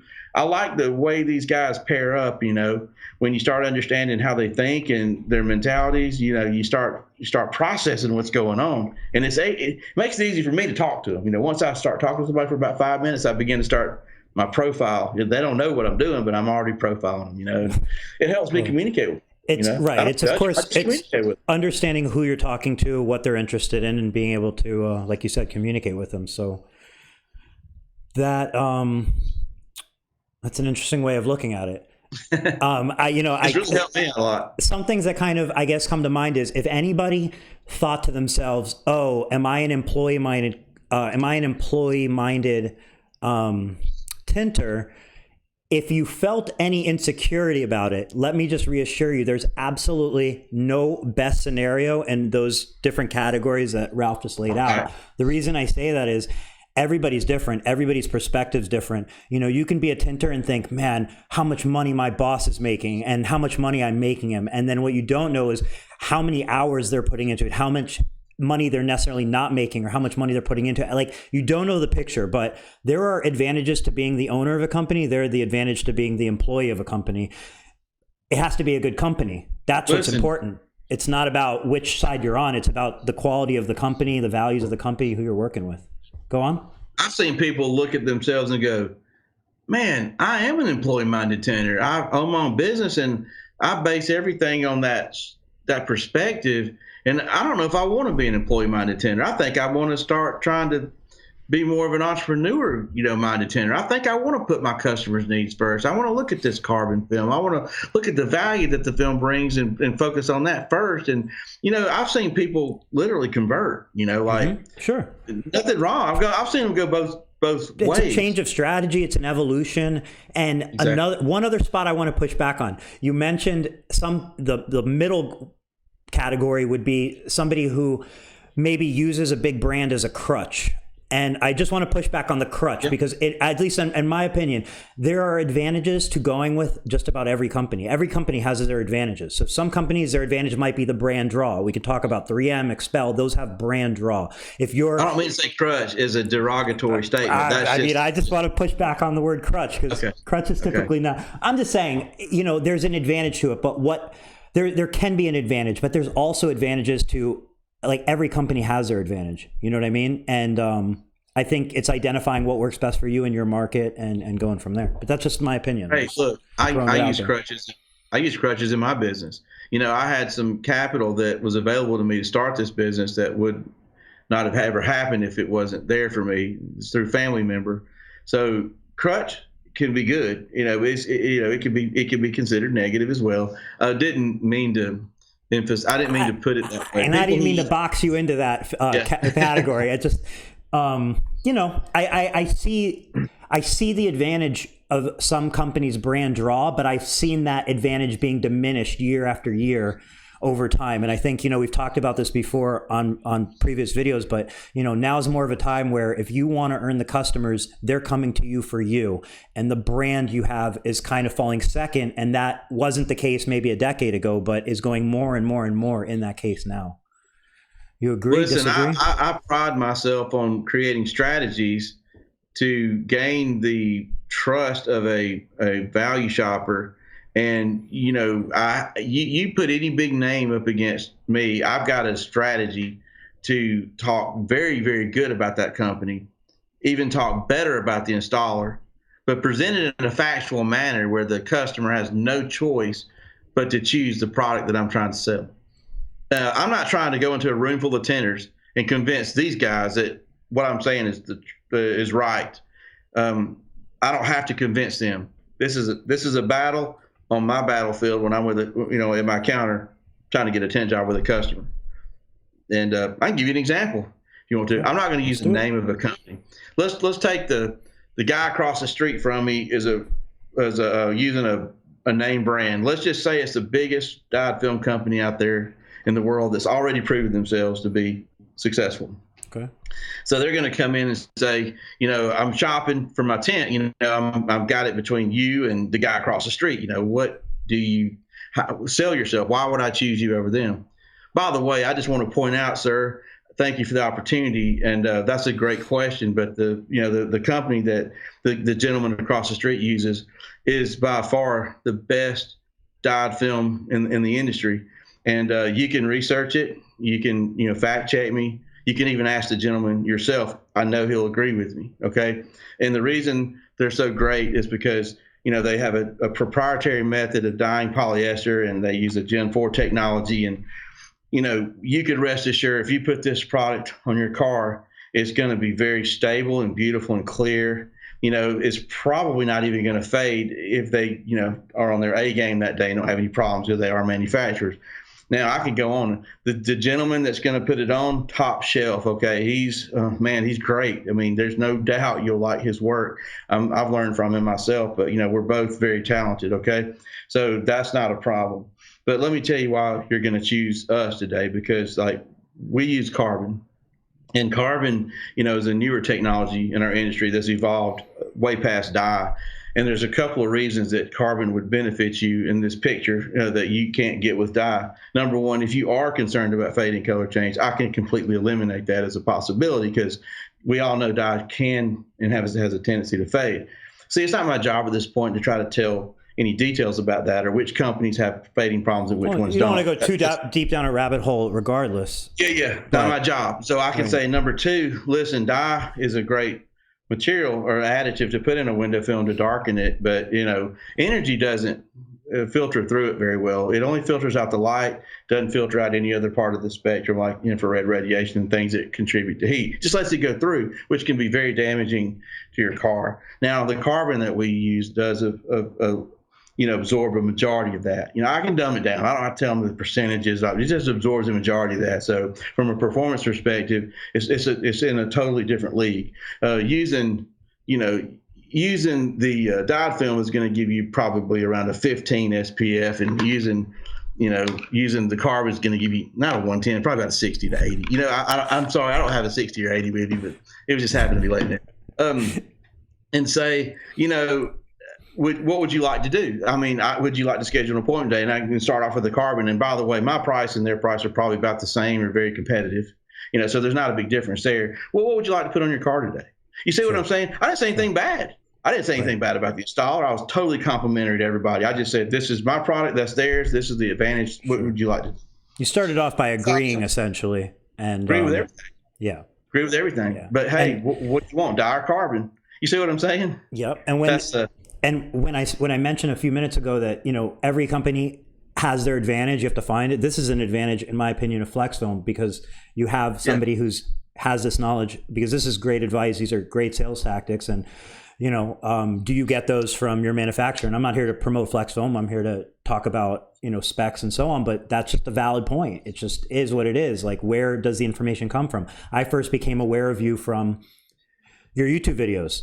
How much information is in your YouTube videos? How many times you pull out a heat box and say, hey, this is how we're going to use a heat box. This is how you're going to upsell. This is what ceramic film is. Like, that's valuable information. And that can be that could be a big factor in, hey, this is why I want to sell this film, because look at the education I'm getting from it. I want to point something out. I'm glad you brought that up, because I'm 50 years old. I started making those videos when I was younger than 40. And I started like everybody else trying to figure this stuff out. You can't call these manufacturers and start asking them questions. Where's your film made? How's it made? They don't tell you. There was other methods I used to figure this out, and it didn't happen overnight. It happened over time. That's another topic, another day. I could get into all the details of that. But the YouTube thing, you could watch my evolution of videos, where I started off sort of struggling to try to explain how things worked. Sometimes I got things halfway right or didn't have enough information. I just left the videos up because they're just cool, and it reminds me of where we were back then if you look at when it was published. And then you see maybe where I got to figuring it out, then the videos got too technical. I go back and watch them and I'm like, my head's even hurting. I'm like, are you kidding me? Nobody's gonna grasp that. And I guess I pride myself now at 50 and been in the business of about a decade trying to deal with this ceramic and this nano stuff. Really got a grasp on it. I've got a grasp on it so well, I'm not trying to necessarily figure it out as much anymore. I'm trying to figure out how to explain it. That's been the biggest breakthrough for me. How to explain this in some basics, drop the mic fashion, strategies where it's just done. And it's like, now I finally get it. Dang, thank you. You are the first guy that came along that just made some sense out of this. And, with the Yeti cooler and this and that, that's my objective. That's what I'm trying to bring to the industry is education. And I'm trying to do it now in a way everybody can understand it. So I think you're accomplishing it. Yeah, thank you. We got a lot of comments to run through. Let's do it, man. Christine asked, question, could you develop a new metric, maybe how long it takes to take a heat card to get X hot using a standard bulb at a specific distance? That's why it's based on actual physical results. Ralph, do you have kind of an idea in your head how a metric for automotive could be established, like what that would look like? Yes, I've been thinking about this quite a bit. This could be a long topic. That's a good question. We have 24 hours. Oh, yeah. Now that's a good topic, but let me give you a metric that I think would maybe be more understandable for most of our audience, and not get too crazy and technical. Look, we all hear about the term low angle haze. That's always been a downfall of ceramic or especially carbon because it's a particle technology, and these little particles are like a dirty front windshield. When the sun hits it, it turns white, and it's cloudy. And it's not very attractive, and it causes trouble. And, nobody wants to deal with that with customers. Our film now doesn't have that anymore, but that was a problem and a struggle. And now there's also a relevance between low angle haze and performance. As we're seeing these ceramic coatings improve, or we even see them coming out of China, but there's a lot of stuff out there that really, if you just go by the numbers, are phenomenal. You get those high total solar energy rejections and these IR 99%, Mm-hmm. Well, anybody can throw this non-conductive coating in the film and get the number up. But, if you put it on the car, can you see through it? Does it have any haze? I mean, some of these films are just unmarketable. You couldn't even put them on a car and stay in business 5 days. So there's a relationship between performance and low angle haze. What we strive for is, we want to have the most and best technology, with the coating that's in there to slow the heat down. And by doing that, we got to put the most nanoparticles in it, the ATOs, the ITOs, the tungstens, and things of that nature. And we want to have the best of that technology and the smallest particles and the best coating, this and that. Okay. But at the same time, we want to maintain the integrity of the film with less low angle haze. Right. So I've come up with this, why don't we come up with this, performance to low angle haze ratio? I want to look not only at the best performing films, but I want to look at the one with the most favorable ratio. So clarity versus performance. The least amount of low angle haze. Clarity and performance being together, yeah? Clarity is clarity not low angle haze at an angle? There's a difference between clarity. Okay. That is a special separate spec. It is very closely related to low angle haze, but they're two different specs. Does that make sense? Yeah. Low angle haze just refers to the particles that reflect and create a hazy effect from reflection of the sun. Clarity could just be the polyester quality and the blurry factor. So there is a significance to clarity. Then there's ways to express clarity, and there's also ways to express low angle haze. But I would love to see this as a common spec. Hey, the performance of the film to the haze ratio. I want to see the most favorable ratio because that's going to be the most valuable film to me, the one that performs the best, that looks the clearest. That's clear slash less haze. Okay. Okay. I'm sort of lumping them together because they're so closely interrelated. But does that make sense? So yes, there's been a lot of things that we can do to better communicate, what our film's doing if we came up with some sort of standard. But that's always the fallback problem. There's no standard. So without a standard, we don't have any consistency in the reporting of the data because nobody's using the same data to come up with a number. So there's the fallback. There's the problem. We don't have that. That makes a lot of sense. Does that answer the question? I didn't go into the detail of the heat sheet per se, but generally we can put films in front of heat lamps and put the heat sheet in front of them. What I've done on some of my more recent videos was put one heat sheet and have one bulb and put two slides side by side, and then see which side of the heat sheet changes colors first. That would give us an indication of which film wins against the other, or which one slows down the heat the best in a direct side by side comparison. Right. But in the end, is our signal doing okay? Yeah, no, everything looks good on my end. I mean, I feel like, in the end, even if we have the world competition and the standard of window film, I don't, at this moment, think consumers are so focused on specs as they are, again, kind of what you said at the beginning. How's it literally look to them in front of their face, and how's it feel in front of their hand, and how your shop looks, and if they found you, and how your reviews are, and so on. I just don't think many customers are really interested in you being able to prove your specs outspec anyone. Just my thoughts. Yeah, you know what? Listen, this is going to encroach into your level of expertise, which I bow down to because you probably got this way more experience than me. But I'd like to talk about the context you just brought up. We're talking about ceramic. We brought that up several times. I want to use this word called pre-frame. Okay. See, people don't realize that, there's more to selling ceramic film than just getting a roll. That's the last thing you do, okay? The way to sell ceramic film, we talked about the value shopper versus the price shopper. We've thrown a bunch of nuggets at this, okay? But really, there's a pre-frame going on. We even talked about the factors that you can't control, like the location, the population density, and all the demographics, okay? But there is a pre-frame. How does your shop look? Does your shop, is it in the back of a tire store? Is there tires laying up everywhere? Is it nasty?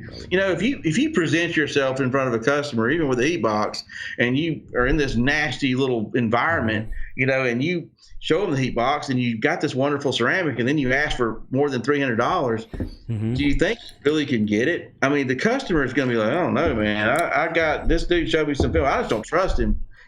So selling ceramic film is a bigger picture than what people are giving it credit for, because you got to have a nice, presentable shop.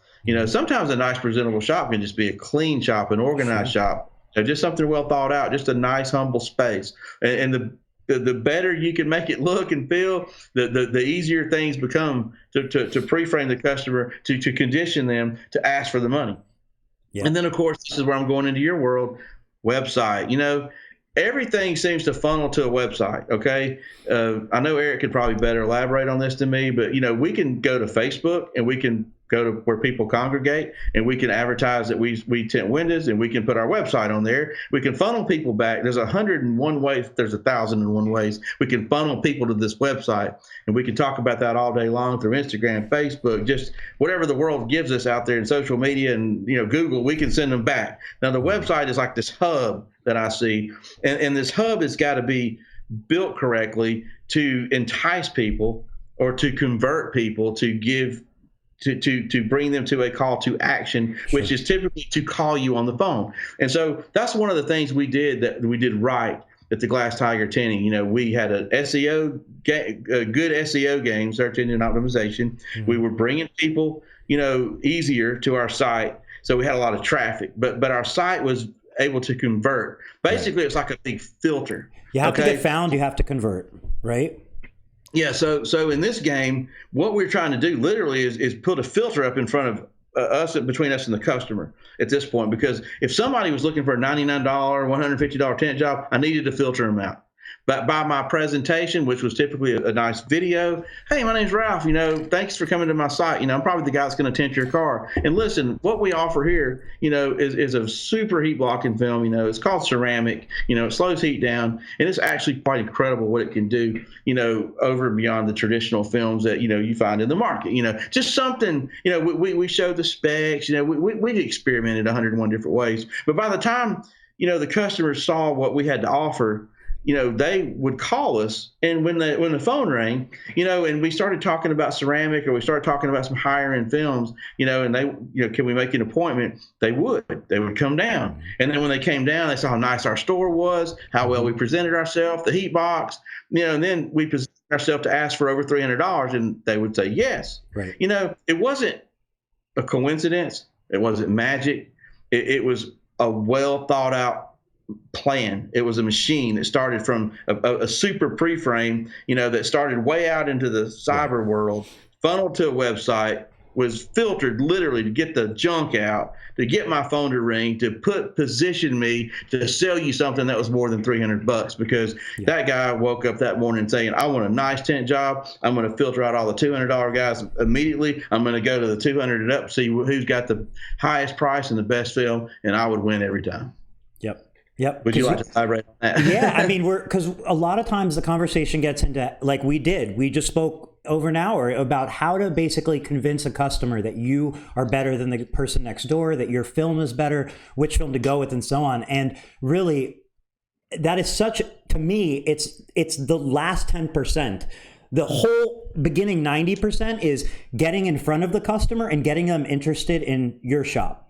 Because if you're too concerned, if you're too worried that you can't convert your own people that are calling, or you're worried about the guy down the street doing it cheaper, what that tells me is you're probably not getting enough phone calls, and you're not getting enough phone calls from the right person, from the right type of people. So, I think ultimately, like everybody, if I had to say, okay, we're on The Apprentice 15 years ago, and we have to make the most tint sales, what are we going to do? I'm not going to necessarily go to learning how to explain the film as quickly as I'm going to go to, hey, let's get in front of the most customers online, and let's look the best, because our online presence is their first impression of our business. Then let's communicate as much as we can online, because that's, once you put it up, it's there and it's going to pay you back over and over. And then once they're coming to your shop, the few that want to compare you to the guy down the street, you should be able to explain why they should work with you. But most of those people are just going to be right through the door. You're going to show them the upsell, and you're done. And it's not so much about, taking somebody who says no and convincing to a yes. It's about getting more people who are interested in the services you're providing. We talked about the pre-frame in the beginning. The pre-frame to go into a buy here, pay here car lot in Carrollton, Georgia, Auto Extremes, is owned by Mark Clayton, is that I'm going to buy a car that's got a lot of miles on it for $500 down. And that's what you're going to sell. That's what's going to be easy to sell. If you interrupt that pre-frame, with a brand new Corvette, you're not going to sell it. And vice versa. If you go to the Chevrolet dealership, and the Corvette's sitting there, and the sales guy greets you, and you've got $500 in less than perfect credit, and you think you're going to walk out with a car, you're going to be disappointed. But they're not going to. They're going to be really nice, and they're going to admit that hey, you are lost. I'm sorry you found us, but you need to go over there. And then you go on and buy your car. The pre-frame is important, because everybody's pre-framed to go to the Chevrolet dealership to buy a new car. Everybody's pre-framed to go to the buy here, pay here to buy a used car. And we have to pre-frame our customers to bring them into our business, to condition. They have to be ready and conditioned and primed for the ceramic sale. If you really want to make ceramic sales. If you're the dyed film guy and you're trying to bring ceramic in, there's going to be some friction, there's going to be some struggle, and you're going to have to make adjustments around you to pre-frame better to get more sales. So of course, no matter what you do, you got to consider the demographic. If you're in the wrong place, you don't see Ferrari dealerships in small towns. You see them in very... Yeah, I'm just one to push back against demographic. Anytime demographic comes up, I go, but there's certain areas of demographic is absolutely what it is, and that's correct. But I just think take demographic out of your mind until it's unavoidable, because you're in a population of 4,000 or something like that. Then demographic really matters. Well, I agree with you. Let me just quickly elaborate on the demographic thing. I had two tint shops at the time. One was in Carrollton, Georgia. One was in the Lilburn, Georgia. That was the one that we were hitting hard on the ceramic sales. We would use the same exact strategy. It was not as an attractive little location. Sure. We used the same pre-frame strategies, and we did use the same product, the same sales, everything. But we were almost as consistent with sales. Like, we could sell ceramic just as easy there as we could at the other location. It's just that we could get $350 for a ceramic upsell. This was about, 10 years ago. And we were struggling to get $230 to $250, $230 for the same presentation, because we just didn't have the per capita income. We just didn't have the market. It's just, and that's all I'm trying to say. I think if I were to go back to Ferrari, if you kind of look at these larger cities, there's always going to be like the inner city portion, and then there's going to be some area outside the city where there was a lot of wealthier people who retreated, as the city, became filled with lesser income people. They retreated to these areas where you'll find the golf courses and the nice grass and sidewalks, and there's where your Ferrari dealerships are. You see what I'm saying? Typically. Yeah, I gotcha. And if you got a tent shop in that area, you're probably going to be okay with your demographic and get the high end, as you can get. And if you're in like little towns like Rodney McClure and Bremen, there's money there. And he gives me wonderful stories about some crazy prices he gets, but more commonly he's fighting a lower price point, with a ceramic tent job, because it's like that, about 8,000 people, and it's too far away from Atlanta, things like that. So just to throw out some easy pre-sale or ways to kind of prime people to be upsold, just some of my own thoughts from experiences that anybody can do is, first of all, make sure everything's clean. No matter how it looks, if everything's clean, you're like step one. Step two, have some water. If you can hand the customer a bottle of water before you even start to speak to them, you introduce yourself, you say hello, and you hand them a bottle of water, that's giving you the opportunity to, kind of change their frame. You're giving them something. They've just accepted something from you, and you've kind of warmed up this open conversation. Yep. My third one would be a little strange, but I know it works, is get an oil diffuser or something similar and make sure your place smells good. Because when people walk in and they get a good smell, it's one of those triggers that has a psychological effect, and people like that smell. So if it's clean, you're giving them a water, they have a good smell, you're putting them in a relaxed environment. And then the last one takes a little bit of effort, but just get somebody to paint inside, outside. Even if your walls are like studs and you have insulation, take a white spray gun, and spray everything white, because that's going to improve your social media pictures. It's going to improve everybody's perception. So just simple paint. And like, if you go down that road, you're going to find more and more ways to further prime. And one more thing, and then I want to jump more into the comments, is the website. You mentioned the website. A good website can be had for as little as maybe $1,500 to about $3,000. You could spend more, you could spend less, but I think that's kind of a reasonable amount for a website for a window tint shop, and that website is your storefront. So that website's probably going to be great for you and serve you for at least 3 or 4 years. It's such a valuable investment. So anybody neglecting your website, jump on that immediately. Yeah, that's good advice. If you're operating a business, tinting windows, and you don't have a website, it can change your life. It can change your life because it gives you a lot of options. It gives you an online presence. It gives you a hub. It gives you a way to bring people to you. And then there's also the Google Local and stuff like that. I think I talked a lot about that last night. So I don't think anybody should think about getting to the end of 2020 and not having a website. It's absolutely crazy. Everybody's customers are shopping more and more online and deciding where they're going to go and driving there. It doesn't matter if you're on a main street. Get a website. Okay. My gosh. So let's see what we got here. Marissa Ashley said, when you go and buy a TV, does the sales guy load you a technical information about the TV? No, he tells you can watch on your Sunday football and it'll look great. That's a good example. TV is a good example. Nobody's going in there and really shopping on like megahertz. You're like seeing the clear screen and going, wow, look how clear that screen is, right? That's why the TVs are on. Man, I look for the cheapest TV, and I hate to say this, but it's usually there playing, and I can watch it, and I can look at it next to the more expensive TV, and if I don't see enough difference, and there's a big price difference, I'm probably going to buy the cheaper TV. And when it tears up, I want to buy another one. Hey, I'm actually the same way. I have a $250 50-inch Roku TV from Costco, and Yes, it serves me perfectly. So that's right. sometimes, sometimes you're the value shopper. There's nothing wrong with it. Yeah. You know. Yeah, like I may be a value shopper when it comes to tent, but I'm not a value shopper when it comes to TV. I don't place a lot of value on the TV, for some reason. Yeah. Is there any other comments going down right now? I can't see them where I'm from. Yeah. I mean, I'm scrolling through them right now. So Chris Queen had a question, a nice all right. lighthearted question. Where did you come up with your film's name, Flexfilm? How did you come up with that term? I didn't think of that name when I originally got with my partner to start the tent business and the distribution. He told me that he had been thinking about distributing film for years prior to us even meeting, and that he'd already come up with a name. And he thought, and I said, "What is it?" He said, "Flexfilm." I said, I like that, man. It's just got a ring to it. He says, "I know, it's a good name. I've thought about it. I've been thinking about it for years." I said, "Well, if we're going to do this, let's use that name." And then, that evolved into like, well, what products are we going to sell? And I had no idea at this point what to sell. I was a tinter, okay? I was just going to try to sell anything anybody would sell me that I liked the way it shrinks and, seemed to think that it had a good reputation. I didn't want to sell anything that was going to be garbage or come around and bite me. But, I learned by making a lot of mistakes that, that there is a lot of garbage out there and they will come out around and bite you.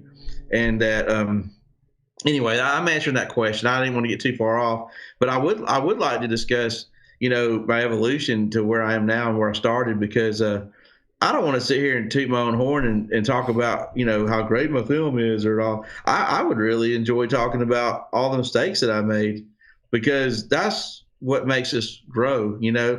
It's fun to talk about mistakes because they're how I learn. It's how you learn. And if you know anybody that's successful that says, "Well, I've never made a mistake," no, you don't. Everybody makes mistakes, Sure. And I've made a ton of mistakes. I've asked for people to please forgive me if I sold you a product that didn't work out right, or I've lost friends. I've made friends. It's just it's been a really interesting journey to where I am now. But I'm still here, and I'm still standing. I'm standing strong. I still make mistakes. I don't make nearly as many mistakes as I used to. Had I made as many mistakes as I did at one time, I wouldn't be here. I had to. I think people misunderstand my business model sometimes because I'm a private label distributor, and yes, I sell film. That's why we're here. Ultimately, I do sell film, and that means I put something in my box that I bought somewhere. I wake up in the morning, I put my pants on one leg at a time, and I'm a window tinter. I try to figure out, well, where am I going to buy film? What am I going to put in that box? And who can I talk to? What relationships can I make? And who do I need to run from? Who do I need to hug? And all that's become really easy for me to see now with my knowledge. And that's why I think I've kind of become sort of a tent nerd, because I've had to shake hands and listen to people say, this is how we're making our film. This is why it's going to work for you. And, then you start selling it. Then you watch, then watch it fail. Mm-hmm. And when it fails is when it's a double-edged sword. It's exciting to see it fail, but it's bad to see it fail because it could really cost you everything and your reputation. I got scars from it. Look, but, when somebody lies to you and tells you or misleads you and tells you something about their film and then it fails, that's when you can catch them, because you can reverse engineer a failure. If they said, made a representation about the film that, it had weathable polyester or it had some sort of a dye technology, and then you watch it fade, or you watch what it does, and you're like, you lied to me because I see how it failed. And if it had what you said it had, it wouldn't have failed that way. Mm-hmm. Anyway, I could go on and on about details. I got to be careful though, because I'm not here to like rehash like certain companies that I've dealt with or talk bad about anybody. I don't think that would be productive for the group. But I do give a higher level of detail one-on-one with people if necessary. I don't go out for that, but I do have a very intricate understanding of who's who in our industry. Sure. And I know that I know the origins of some of this technology and who's got it and who builds film, how they build film, where they outsource their raw materials. if they're cutting corners. I know cutting corners basically not by what they tell me. Nobody sends me a memo and updates me every week. I know what's going on in the field. I watch films, what they do in Florida. I watch that same company, what they do in Arizona. I watch what they do in Wisconsin or Canada, and I know what I see, and I can reverse engineer it. And, I've got a really, really good beat on it, and I've got a solid product line from it now, but it's taken me about a decade to get it, and a lot of bruises, a lot of bumps in the road, lots of warranty claims over years, that I've had to pay. I'm still paying some from some film I sold almost 10 years ago. I still see some warranty claims from that, but, we rarely have any trouble with anybody, especially in years. But how do you handle warranty claims? Like, what's the warranty now currently? What's your warranty policy? It's like everybody else. It's no different. Here's the warranty, secrets if you want to hear them. Nobody in our industry is going to just replace your window film and guarantee you in writing labor. Now, it is extremely customary that if there's a failure and you filled out the warranty paperwork, or maybe if somebody in the company just approves it, hey, yeah, I'm sorry for the failure. I know you didn't fill out your card, but we're going to pay it. Their obligation generally in writing is to replace the film, provided that they did it legal, or the failure itself was as a result of exposure, and it falls under their failure details of what they'll cover. But generally, though, there's always this unwritten rule that the tinter is going to have to remove the old film and put the new film on. So there's this element of labor. Hey, what are you going to do for me on labor? I mean, I got to pay my guy, or I got to spend all day myself taking this old crap off and putting this new crap on. As a rule of thumb, it's never in writing. If you want to let a nickel hold up a dime, just make the guy mad and he'll quit buying from you. But if he's currently buying from you, it's always I think a suggestion to say, listen, I'm not going to pay the film that's damaged, but I'm going to pay the labor. So, for example, if he says I had a Honda Accord and it came back and everything looks fine, but the back window's doing something, you might just offer to give that gentleman $80 or $100. If it's a ceramic job, it goes up, but if it's just I'm just giving you some guidelines, but if it's dyed film, it may have only cost $15. You don't want to insult the guy and give him $15. You might say, listen, how about if I just pay you $80 or $100 and put that credit on your account, and then when you buy next time, it'll go to your next purchase. And that way, that's our way of compensating you for the problem. That's how we do it. Okay. And if they're not buying from us and they call us and they ask us for help, we would help them. I don't turn anybody down. And I'm sure there's been some examples of somebody that got turned down. We've had people that send us warranties that, we pay them or give them credit, and then we finally get the film back. That we ask them to send it back, and it's not even our film, but life goes on, man. It's not that big a deal. We just pay it. We go with our life, and so be it. It's not worth it. What am I going to do? Go on social media and start bashing the guy? That's not cool. I don't have time for that. I go forward, man. I don't go backwards. But it happens a lot. You'd be surprised at what window tinters will do sometimes, but a lot of them are just honest people. Most of them are just honest people that just need help. And if you help them, they're not going to go to social media. They're not going to bash you. If you don't help them, they're going to get mad and they're going to show their tail. You know what I mean? Yeah.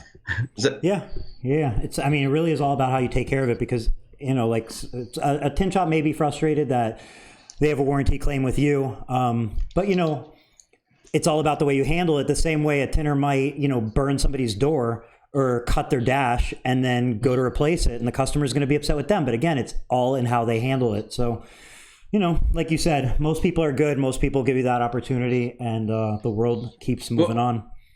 One thing that I want to point out is, like, say you're a tinter and you're buying a film or using the film, and then all of a sudden you begin to have problems with the manufacturer, and maybe they're not giving you good service, or maybe the film is maybe being uncooperative, maybe it's got bad glue. We call that a quality control issue. Or maybe yet it's been installed for, an extended period of time, and it's been exposed to the sun, and it starts to, peel, crack, fade, and things of that nature. So we call that a film failure. Okay. And so, you get to a point where you're like not comfortable with the supplier. Maybe you don't want to take a chance on the product. What do? You discontinue business with that supplier and you go find a new one. Okay. That's what we've done at Flexfilm. That's happened to us. It's like we've discontinued many suppliers in our past, and we've gone with new suppliers to solve problems like anybody that's trying to be successful would.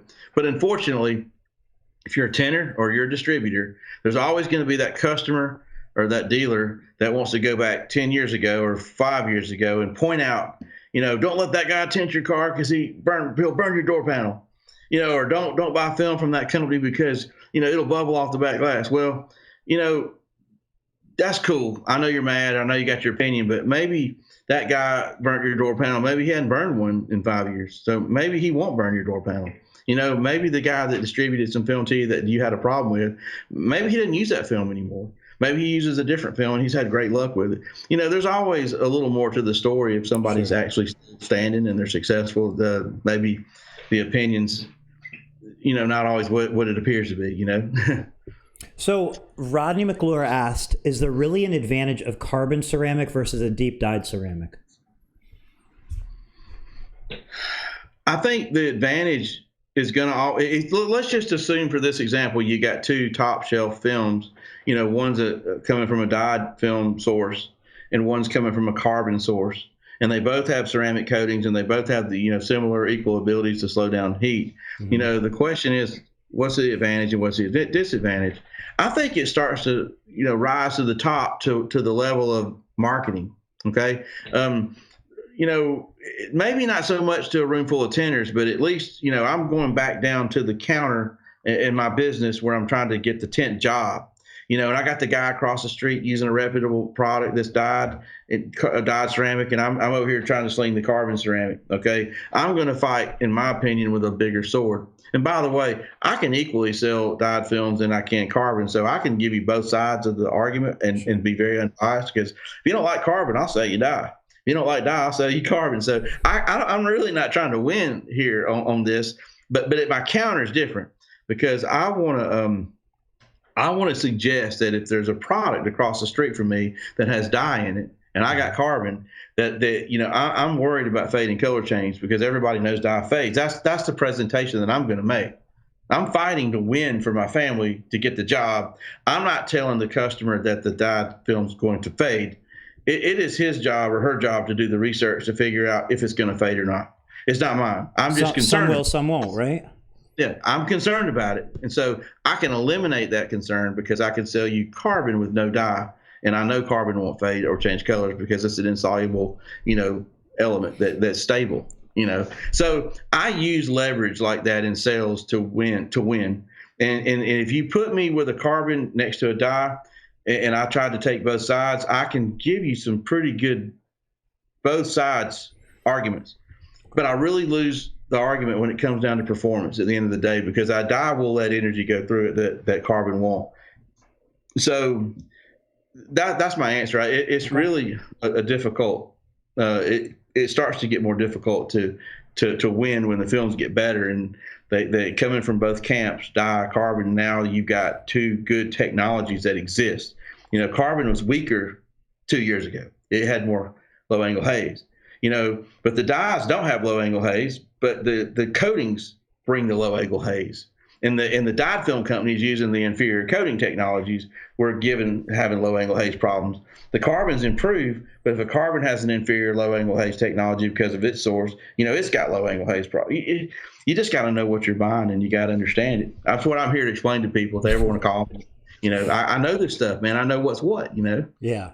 Yep. And that's why we're doing this. It's complex, man. I don't want to just get too nerded out over here on the live. So Garrett Wilson said, I believe the world of attorneys missed out on Ralph Van Pelt. Well done, sir. Thanks, Garrett. Let's see.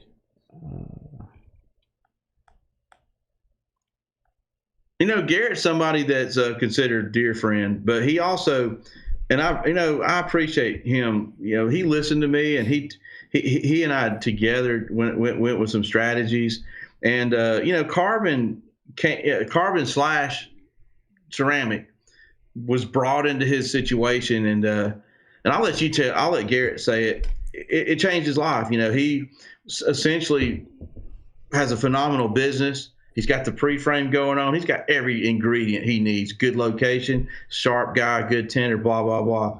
But we simply increased his average sale. We went in there with heat boxes and strategies and talked about it and, just had a good time with each other and hit it off. And we succeeded. He has more sales. I don't think he was really competing against anybody. He was competing against himself. He was kind of stuck in a barrel with a product that was, limiting him. He actually asked me one day when I came over there, Ralph, you're supposed to be a stud. You're a good salesman. And some dude walked in with his wife and he said, you try to sell them.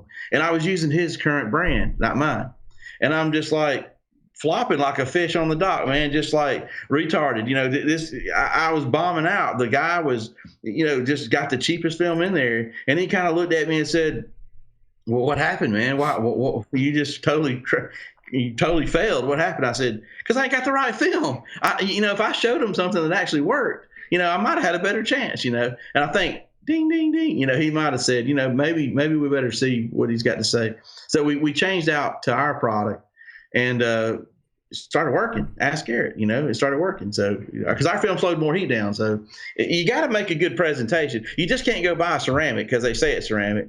If you put it in front of a heat box and you put your hand in front of it and it don't feel good, how are you going to convince the customer? Sure. That was the fundamental problem.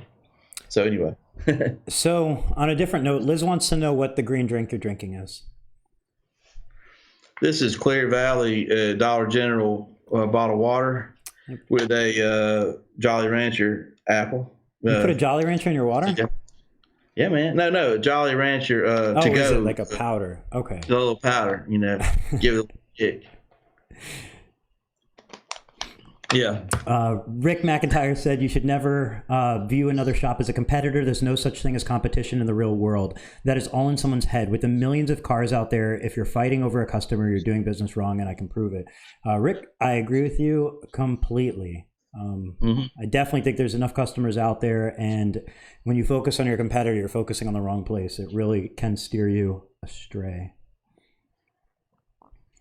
That's a very true statement. I'll go with that. Cody said, I don't know if this is something you know about or if it was directed at you or the people in the comments, but basically Cody asked, is Expel opening up franchise corporate stores or is it just a rumor? Do you know anything about that? Just a rumor. I feel like they do have at least a couple corporate stores, but I don't know what their plan is. I'm not going to go tint windows, and I can only be in one place at a time. So I know what he's saying, though. Am I going to open up a store and hire employees to not you tint? If Expel's opening franchise corporate stores, or if that's just a rumor? Yeah, Expel. I don't know their business model. If I told you what I heard, it would only just be hearsay. I wouldn't be able to back. Dean Mitchell, where are you? Come in here and please, I guess, clear up those rumors. These guys are nice to me and we get along, but they're not sending me the memos on what they're doing corporate strategy. No, it's a publicly traded company, so like things like that on a publicly traded company, I'm sure that they're well kept close to the chest, and whatever is known has to be known. Whatever isn't, because of stock reasons, I don't think can be like leaked out there. But is what it is. Rodney said, "Remember, your customer don't care how much you know until they know how much you care." I think that's a very good statement. Rodney's got the one-liners, man. You got to watch him. He's good. Yeah, he's got that Tint Wizdom. I agree. That's a great way to look at it. A great thing to remind yourself of, that customers at the end of the day, like, they can tell, what, like, are you trying to help them? How much do you know? How much do you care? What's your angle? Are you just focused on pressure? Are you trying to inform them? Or do you seem to have their interest in mind, or do you have your interest in mind? So it's a great way to think about it. Just scrolling through the comments, looking for questions. Go ahead. The only one regret that I have is as much as I had the ceramic game figured out and, figured out all these things about customers and what their needs are. One thing I really probably wish I would have had, and I don't want to sound like I'm pulling you into this, but I've started kind of looking at your software, which I don't know a lot about it. I just know what I've seen superficially. And, all I'm saying is that back when I had a tent shop, there wasn't anything really out there like that. I would have had to literally retrofit some sort of a software, which we did. You know, we basically did things on like an Excel spreadsheet and stuff like that. But apparently that might have been where you started it and then evolved it or something. That's exactly where I started. Awesome for us, man. So I started with a Google Drive Excel sheet. So it's, Microsoft Excel, but Google Drive. That way it could be accessed from any computer because it lives in the cloud. Yes. And then I also used Apple Calendar because to me that was a convenient calendar because everybody has an iPhone. And then to communicate pictures and job details, we used email. So the installers would get an email. It would have pictures and all like the information to what they needed to do. They would go do the job. They would come back. They would email us back pictures with all the information to do. Somebody would call. I would hit Control F and I would search on Google Sheets to find them. And I'd say, okay, here's your name. Here's your address. Here's the film we did. Here's your square footage. Here's your price. And I had their information quick. Now, that is awesome. But then the first things we ran into was, well, once you have a lot of people on that Excel sheet and then you have repeat customers, oh man, does it get wild to pull up their information and see which one they are. The next thing was scheduling. So we're a flat glass company and we're trying to schedule people to go throughout LA to do installs and consultations. And 10 miles in LA can be an hour and a half.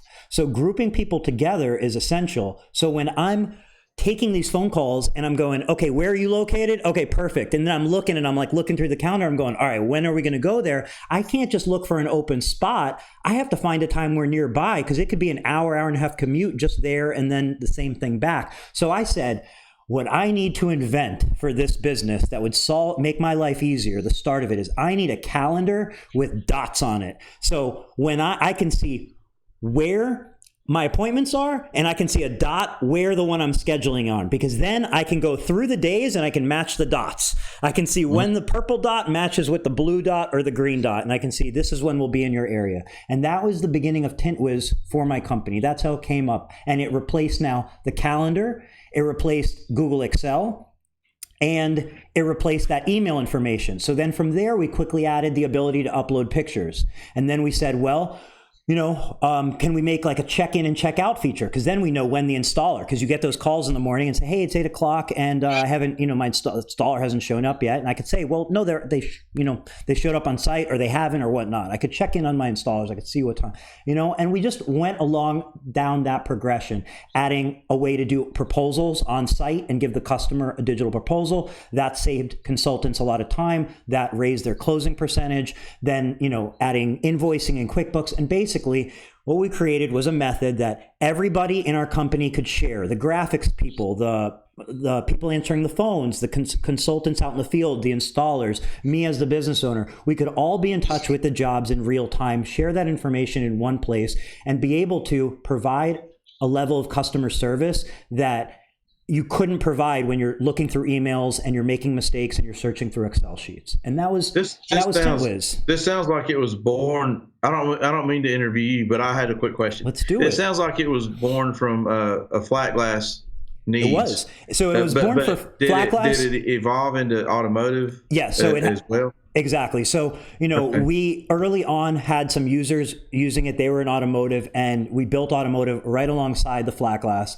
And awesome. The pivotal moment was this was my secret. This is something I invested a fortune into building for my company. It cost me more than any one of my employees per year, but it paid me back more than any one of my employees per year because of what it was able to do for the business. Now, as fun as that world was, I felt like, hey, we dominated the Southern California market. We were the largest window film company. We doubled companies that were there for 30 plus years, and we had only been there for 4.5 years. And I was given the opportunity to sell the flat glass company to the largest company now I think the largest company in the country, and they were the second largest in our area. And I said, hey, yes, I'd love to sell you the window film company, but what I'm not selling you is the software we use, because the plan was, hey, I love the software. This is what I actually love doing. And I'd love to teach everything that made me successful in window film to the community, and I can offer this software out there as well. And that's Tint Wiz. So, it's been out for about a year. We have a lot of users. We have a lot of potential users, and we have a lot of people that I know will be using it that don't know they're going to be using it yet, but in a year, 2 years, 3 years, they're going to be using it. Our purpose isn't to go in there and twist anybody's arm to use it. I want everybody to experience. I want the happy users to bring more happy users, because that's the way we can truly know that we're doing a great job. Go ahead. I ask you a trick question because I appreciate what you just did, because what you did, I'm not trying to trick you, but what you did is, we've been talking about ceramic. We know I sell ceramic. We know I sell carbon. I'm a nano guy. We talked about pre-frame. We talked about websites and hubs, and, we just, basically in a nutshell, we said it's not about just buying the roll of ceramic. It's a lot more around the roll that gets you the sale and gets you the money. And so I think that, you're a missing puzzle piece that is necessary to this big pre-frame. And, your software will better connect you with the customer. Oh, yeah. And, help you stay organized and help you stay on top of, interests that people may have with ceramic that you may have come across, and, you're trying to get in the door, or in the after side of it, when they're done. And I know I don't know your software, but I already know what components it would have to have. So, and I know the after side of it. I can tell you right off the bat, that's a game changer. That was a game changer. It is a game changer for users. And when it really hit me, because you get customers and you're able to schedule them quickly when they call. You're able to reach them sooner because you're being efficient. You're able to pull up their information when they call you, know who you are. They're not getting calls back, because calls back are a waste of time for you too. Because these are still problems that I have now. My company just scaled up really large. Mm-hmm. I got a lot more traffic right now than a typical tint shop. It is overwhelming for me. I'm getting older. My mind is not as sharp. I'm not trying to get anybody to feel sorry for me, but I do need some sort of a better system to keep up, because I've had a lot of people say, I called Ralph a year ago to try to get a sample, or he said he was going to call me back and he never did. It's nothing personal. I probably remembered the conversation, but it slipped my mind because I have so much going on, and I'm just, I don't have a huge support staff. I am the sales guy, the main one. And, it's just, some people need tools like this. And I'm, I guess, what am I trying to say? If I help people that are going to expect me to help them on a higher level with ceramic, and they're going to help their customers on a higher level, we have to do more than just sell them film. We have to help them with solutions for their business. We have to help them with the point of sale displays. We built websites for our customers. We assist people with plotter technologies, and software. We go way outside the scope of just selling a roll of film to help people when they have these needs. And I'm learning more about you. I'm learning more about, your software, because, I don't know you like, well, I had known you for 20 years. I never used your software. So we spoke for the first time maybe 2 days ago, and it was in preparation for this video. We spoke for a little bit before that. This is the first time really getting to know you. But since we're on the topic of Tint Wiz, I want to bring something up. So please. There has been some chatter about Tint Wiz on Facebook, which is cool, because the more people that know about it, the better. So I appreciate all discussions and all chatter. Now, just make sure they spell your name right. Right? Somebody's going to talk about you. I'm just kidding, man. Go ahead. Tell us. So basically what I want to clear up is, hey, you now know the story, or I've talked about it before on Tint Wizdom of how this came up, and I've been in the window film industry for 10 years. This is an industry I love. I see this industry as a family. I see this industry as a unique, fragmented, kind of like infant stage industry, because it's not like a plumbing industry where you can say there's a million plumbing companies and there are corporate ones and there's nationwide ones. This is a unique animal we have with window film. And knowing that, I've been in this industry for 10 years. I've been developing the software for 5 years. There was an insinuation that the grand plan with this software was to steal leads. Now, I can tell you with certainty, generating leads was not one of my challenges. I'm actually really, really good at generating leads. So to build a software, invest a fortune, to steal leads from my users is absolutely absurd. Just the most absurd thing ever. And I'm just going to say something. I just want to say one more thing. Okay. Our customers are our users. Okay. I come online, I do these lives. this is me. I'm the guy behind the company. I'm the only one that's really behind the company. I can make all the decisions. So what I'm here to just say publicly is, you can say, oh, well, what if it was a big company like QuickBooks? They won't sell your data. They will sell your data. You could see another window film or another CRM company, and they say, well, we're making something for the window film industry. Then we're going to make something for this industry. And then we're going to expand to this industry. And we're going to move on and take all industries. There's plenty of those. House Call, Jobber, and so on. Guess what? They're going to probably sell your data too. You know who's not going to sell your data? The guy who actually cares, the actual person who's in a position to do this, wants to do this, enjoys doing this, cares about the community, and I will continue to do things to better the users. And what I know is the people who don't understand that now are the people who maybe haven't met me, they haven't used the software, they haven't watched these videos.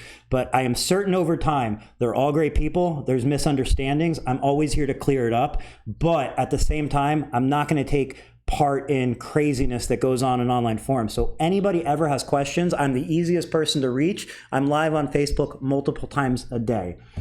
So just want to put that out there, clear it up for anybody with any confusion.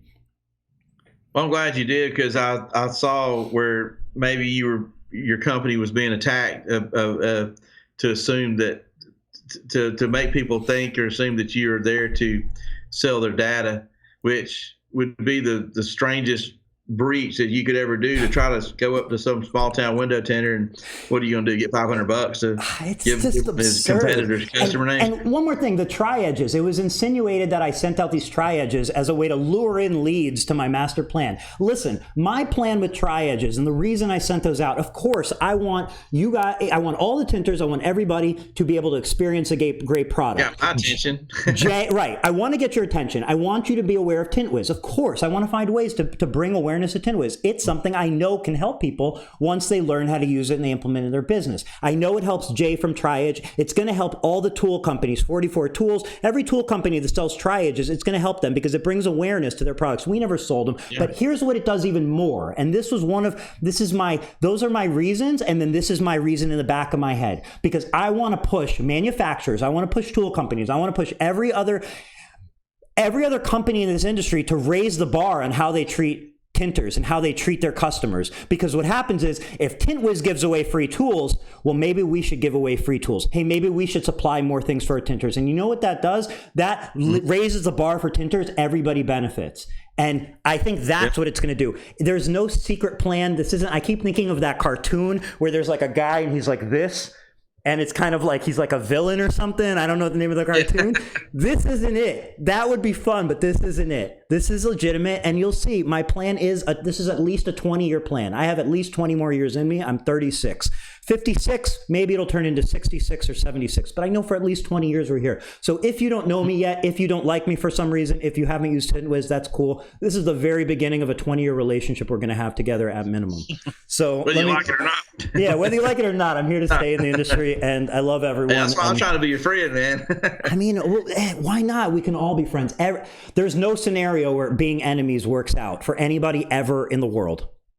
There's never a time that being an enemy actually works. Never works. I like a guy like you because you think like me. We could get on the phone and like talk forever, like I've known you for my whole life. I just I appreciate you.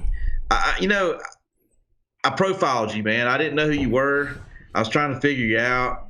I was just trying to figure out, if this guy's for real or is he a joke or, when I finally got to talk to you, before I talked to you, I got the pre-frame on you, man. People were saying, hey, I've been talking to Erik. You need to talk to that guy. He kind of sounds like you, or, he's got the same vibe that you put off. He's definitely an entrepreneur. He's got a good plan. He's got a good product. I just kept thinking, I got to meet this guy. He's making some noise. I've been watching your Facebook. You seem to know what you're doing there. I mean, I've gotten your ads and your sponsors, your graphics, everything. Man, you look good, man. And I like your what you're doing, and I think you're definitely a relationship in the making, and everybody's witnessed this right now because you're going to be somehow incorporated into my my sales to help people with ceramic. You're going to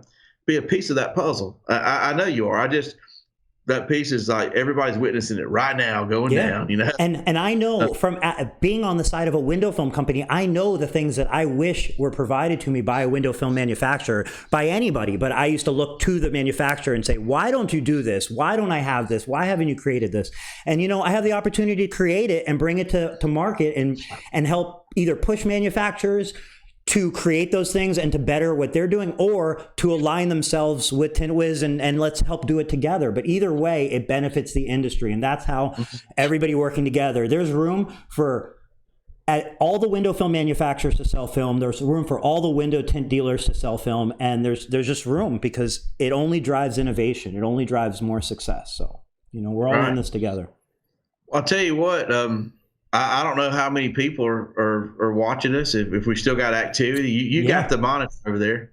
We still doing good? We have about 55 people live now. We've been kind of teetering from about 50 to 75. So, wow, that's awesome. We're 2 hours and 20 minutes in. So, I was just making sure I wasn't like wearing anybody out. David DeRocha knows I talk red off a stop sign. I don't know if he's still watching or not. I think he is. David DeRocha, actually, I'm looking at a comment. He said, "I made $1,400 off dyed flat glass film today."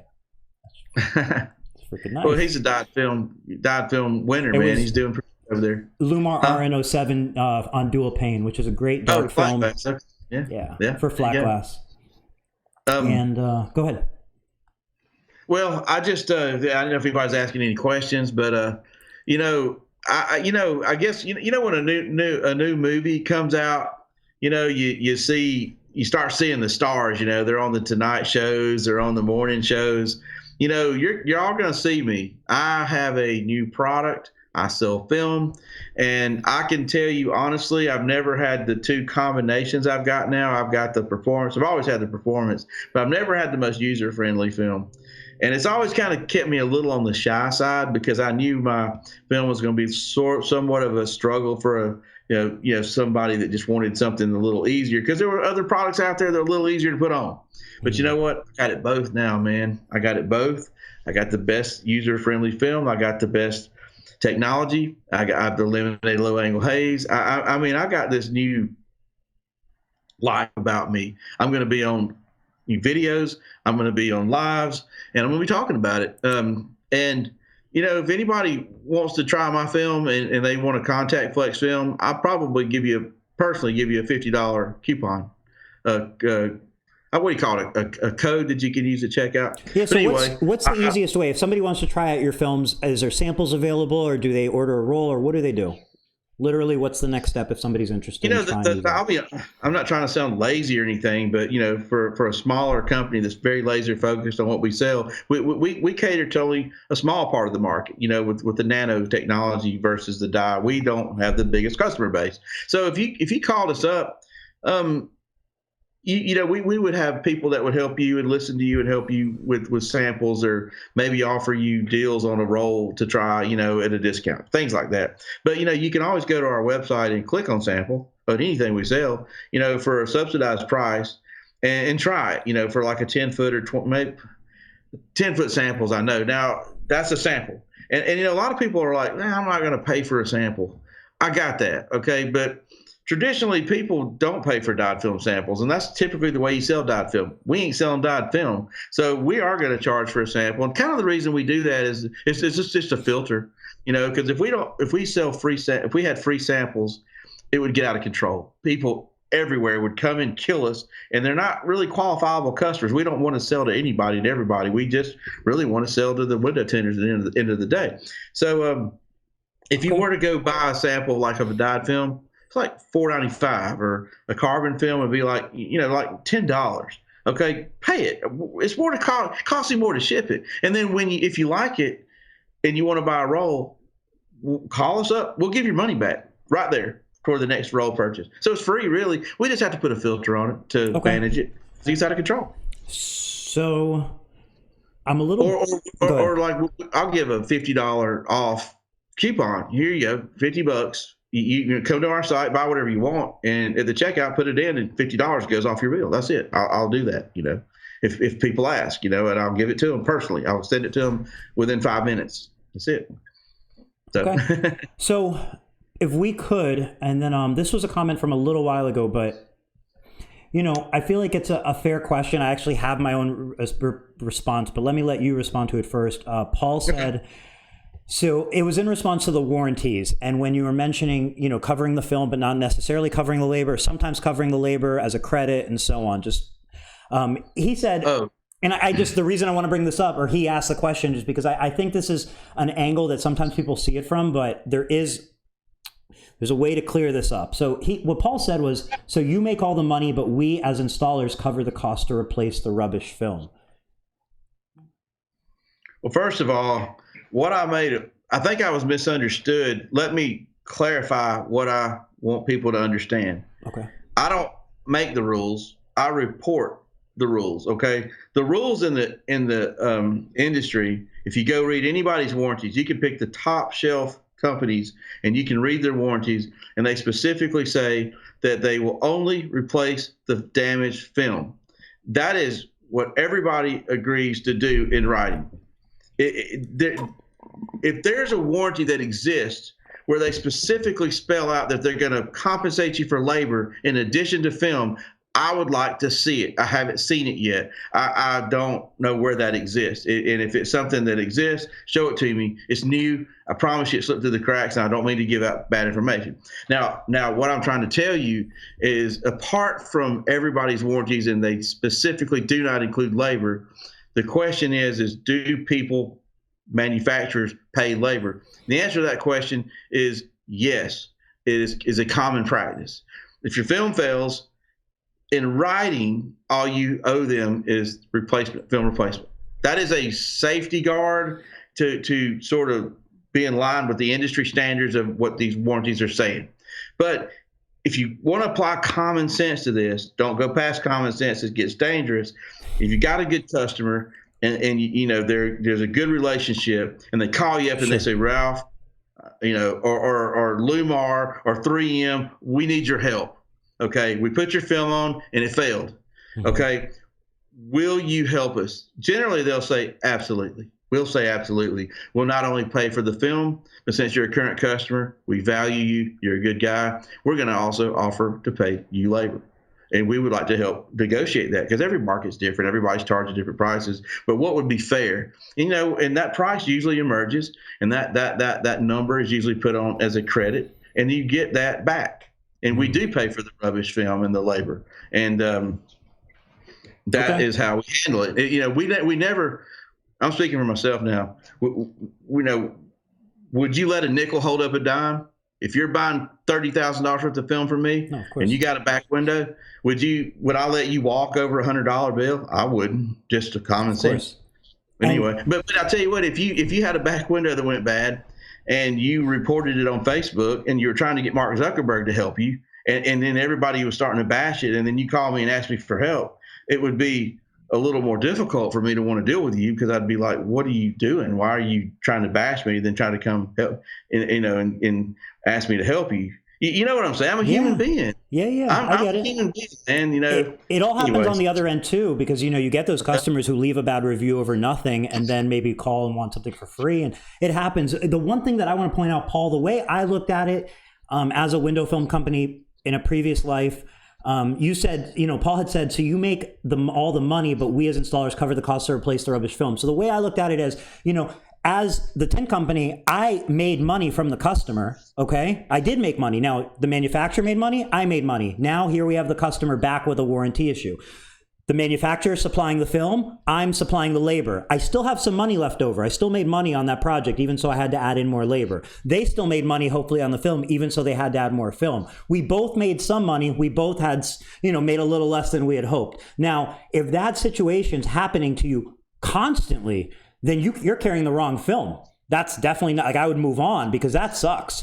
But if it's happening here and there, then it's not them making all the money and you getting screwed. You're both contributing to the issue. And, to my understanding, sometimes warranty issues can be installation related. And most of the time, I would say probably they're not, but sometimes they can be. And at the end of the day, you have a relationship with the manufacturer and with your customer. And what's I just don't see it as a tint company getting screwed because they have to also provide some labor, and that's part of taking care of your customer.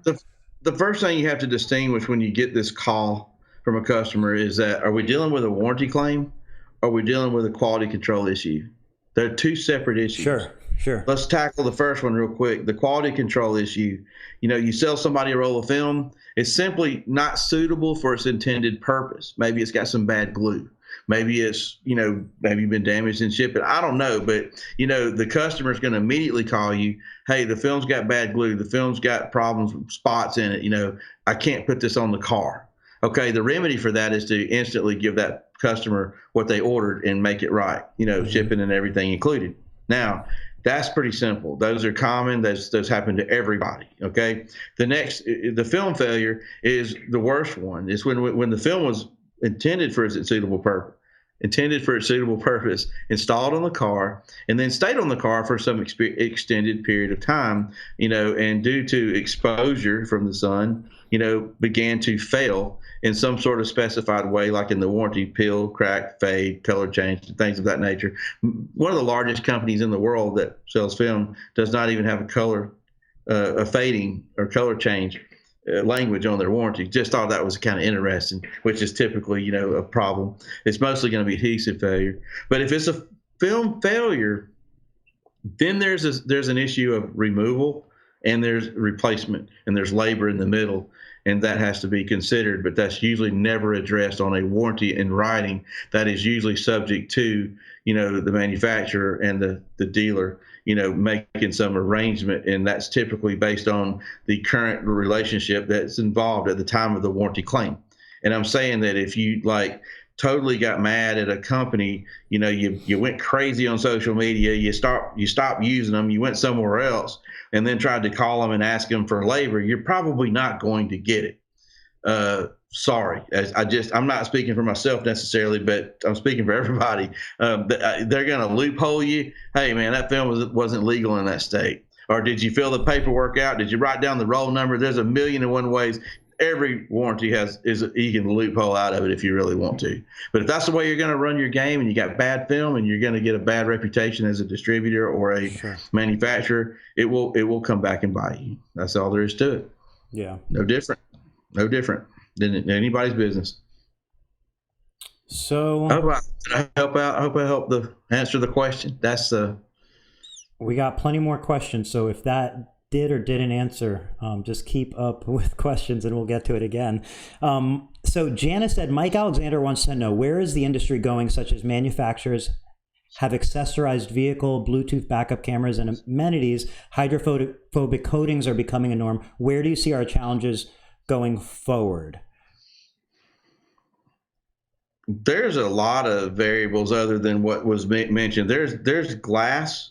One of the biggest things is the hydrophobic coatings is sort of interrelated with the glass technologies.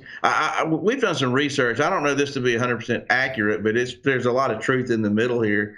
But there's a strive in the industry, the automotive industry, to make glass lighter and make cars more fuel efficient, and they're trying to get the cars to drive more quiet.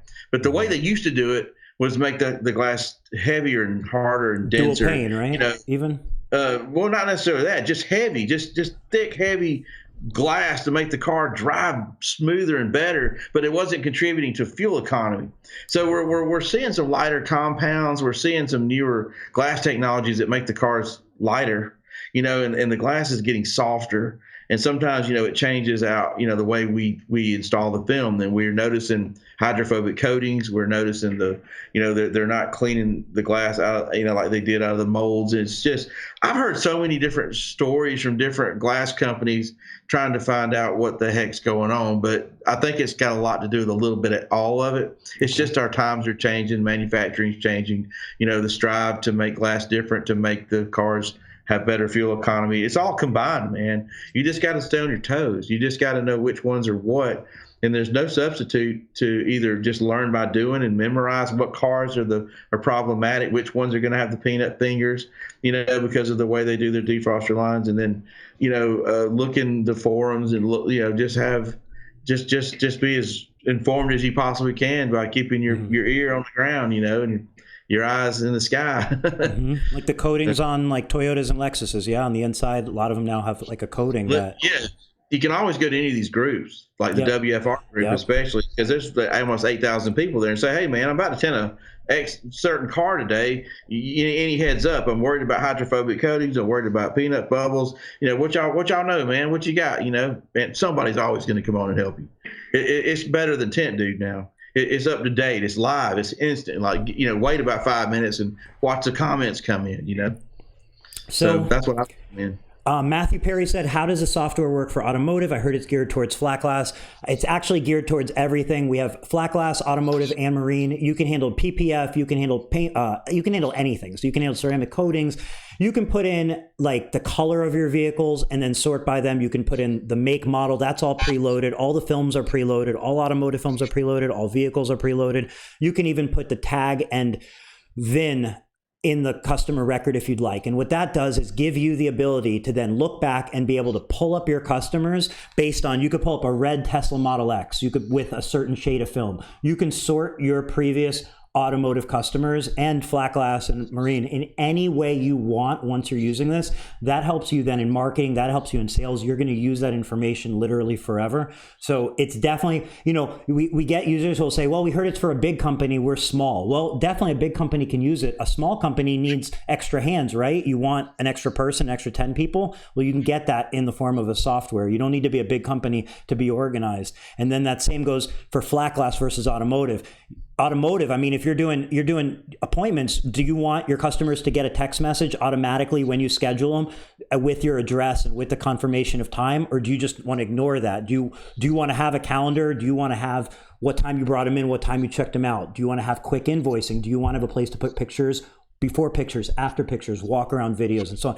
There's no, I heard this is for, it really is effective for everything window film and everything related. And then let me get off this subject and move on to the questions because we have a ton. But also mentioning, we have companies that we have a fence company that uses it. We have a painting company that uses it. We have companies that do 12 volt that uses it. The point being, it's flexible to, you can quote whatever products you want, but it's geared towards the window film. It takes you through a process for window film. And of course, if you want to sell other products or accessories, you can. So I'll leave it at that. Jeff asks, is that in the privacy agreement of Tint Wiz? Jeff, I'm not completely sure. Oh, if you're referring to the not selling the data and so on. So the privacy agreement is on Tint Wiz's website. You can review that. And if anybody has any questions regarding the privacy agreement, more than glad to answer them. Privacy agreements are, they're legal documents. They're typically drawn up by a lawyer and so on. And they have to be written in certain ways to protect the entity, to protect the user, to inform the user of, what the intentions are and so on. But, at the end of the day, I can only say, use a software if you want to use a software. If you're hesitant, want to stay on the sidelines, stay on the sidelines. And when you're comfortable, use it. That's why you don't see me. We do these live videos. You don't see, these aren't sales pitches for Tint Wiz. I just want to provide everybody value. You'll see what I know what I'm talking about. You'll see other tinters excelling using it. And if you want to hop on board, hop on board. If it's now, if it's next year, if it's the year after, like I said, I'm here for at least 20 to 30. So can I say something real quick? I'm in the process of creating a dealer locator for the Flexfilm website. Is that the same as somebody buying the data? A dealer locator?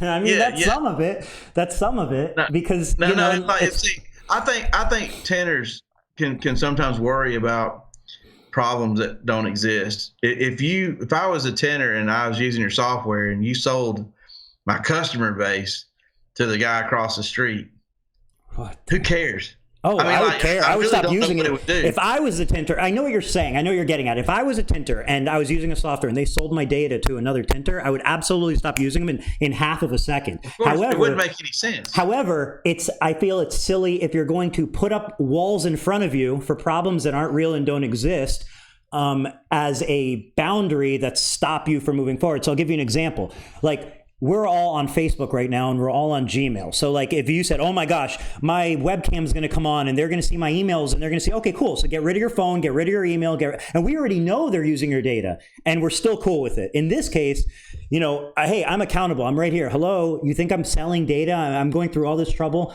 to build a software years upon years to steal leads. You know how easy it is to generate leads? It's not difficult, and that's what I'm trying to help everybody do. So, you know, the people that use it benefit from it. We even have users who I've asked in the past to do testimonials, and they said they won't do a testimonial because it's a secret. They don't want other people to know that they're using it because they feel it's a competitive advantage. That's cool with me. Time will tell. That's how it works. Anyway, we're I think I got 2 hours and 46 minutes, man. We're cooking, man. How many questions are? Man, I'm going through the comments. There's a lot of comments, so thank you for everybody. I'm trying to just, I'm trying to separate out the questions. Rodney asked, why not set yourself apart when it comes to warranty? When I designed my squeegee blades, I made a bold move that the other companies just don't do. 100% money back guarantee. I see this as an opportunity. Confidence is power. Hey, Rodney, I agree with you completely. And, you know, Ralph just came on a live stream and thoroughly explained his warranty. And now what that is going to do is that's going to give everybody the opportunity, if they want to one-up his warranty with their warranty, that's how the market works. And Ralph can make those decisions too. That's the open market. But I guess, Ralph, what's your thoughts on that? Why not set yourself apart with the warranty, or do you already do that? We've stayed, mainstream with our warranty, and we made our warranty be in line with most other warranties. Now, we thought we were being really cool, you know, with our carbon technology, because we know it won't fade and change colors. And we read the #1 dyed film company, where they have nothing about fade and color change. That's not included. If you have a fading and color change problem with their dyed film product, they won't. It's not in their warranty. They'll be like, well, sorry it faded, sorry it changed colors. We never agreed to pay for that anyway. They would just thumbs down, baby. Okay. With us, I thought, well, let's put fade and color change in ours, and we'll already have the better warranty than the #1 company. You know, that was the way I one-upped them. Now, as far as paying labor, that's really tricky, man. It's tricky for anybody, and it's usually done behind closed doors. And if you want to keep customers that are good, you better pay them, and you better pay them generously, and you better help them. You don't leave them hanging out to dry, because if you leave them hanging out to dry, they're going to go to social media and they're going to tell everybody. It's just the way it is. And so you got to make big boy decisions. You know, how do you want to handle your customers? You know, do you want to be fair with them, or do you not want to be fair with them? Because if you choose not to be fair with them, it's going to bite you in the butt. That's all there is to it. You know, and it's just, you know, anyway, I feel like we're beating a dead horse there, but that's what's happening. So Daniel Puentes asked, what is your opinion on dealerships preloading cars? I mean, you know, you can't stop that train. I mean, these, the dealers are looking for first of all, you got to understand something. Dealers don't care about ceramic. Typically, they're not the end user. They're not the emotional buyer.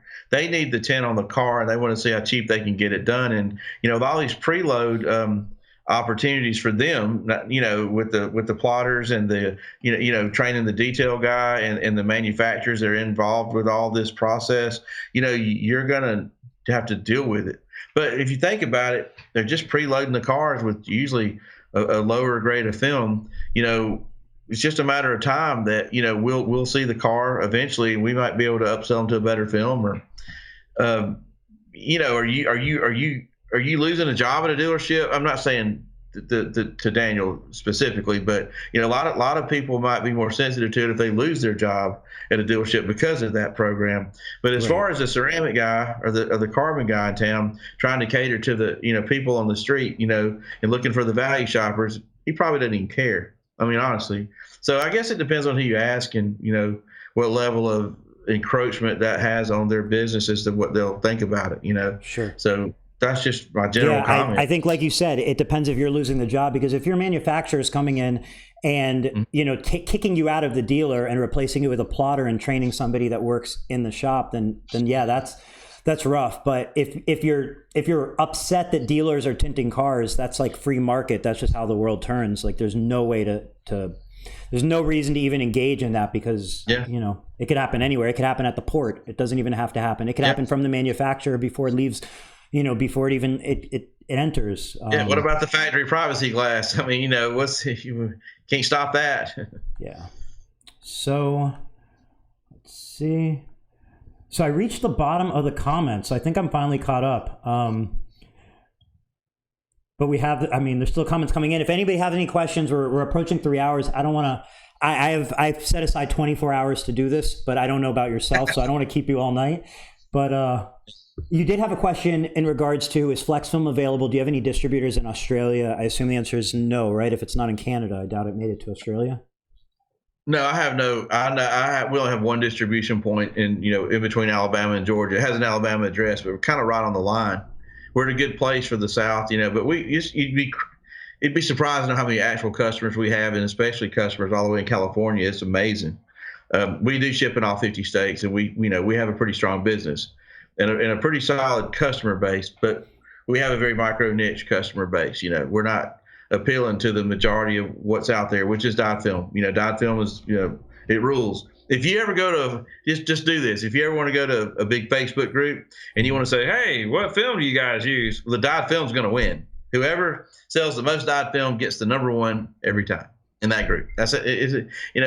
Whoever sells the most $1,200 rolls of film, probably gets the lowest one. So that's the way it works. Well, that makes sense. Marissa asked, what are your hobbies outside of work? What do you do when you're not flex filming? Man, I live in the country, and we have a lot of acres of land, and I've got 4 children, and I usually occupy myself with my children and my family. My son, my youngest son shows lambs, and I got another son that wrestles, and so I'm kind of mixing it up with some livestock, and then maybe at a wrestling mat 1 minute. We've got 4-wheelers, motorcycles, ride that. Got some fishing going on, and when I was younger, I used to ride unicycles, and I used to. Now I've substituted that with these bicycle, the recumbent trikes. Some of them have some little electric motors on them and stuff, and we go riding the greenbelt trails and stuff like that. Try to be healthy. Yeah, I don't do it in the dead of summer, and I try not to do it when it's too cold. But just pretty much family stuff. We're always on the roll. We're rolling somewhere with the family. Doing things with the family. That's kind of what I do now. If you asked me that question when I was in my 20s, I'd have to give you a totally different answer. Marissa wants a video of you unicycling, if you have one, or if you could take one. I think she already. I got one. That already got liked. You can go to YouTube right now, and you can type in Window Film Technologies. You will see a video of me sitting in a chair. Click on it. You'll see me riding a 10-foot unicycle. You'll see me riding an 8-foot unicycle, a 6-foot unicycle, and a small one. And there's no camera tricks. And there you go. Window Film Technologies. Window Film Technologies. YouTube it. It's there, man. It's a real deal. So maybe this will be the note we end off on, but Jeff Rutherford and Daniel Puentes wanted to know if you go to goat auctions and lamb shows. I don't go to goat auctions. Is that an inside joke, or I don't know? No. I go to lamb shows during the lamb season, and I watch the shows. My son shows them. So oh really? Yeah, he shows them. And but prior to that, I knew nothing about lambs. I didn't even know what a lamb was. A lamb is a sheep that's younger than a year, and after a year, they call it a sheep. So I didn't even know that. I don't think I knew that either. We have Marissa. I'm there to support. I don't show them. I just support them. They're cute. That's I would be there to pet them if I had the opportunity. Marissa wanted to know, if you have time, how you and Rick met, rather. Rick,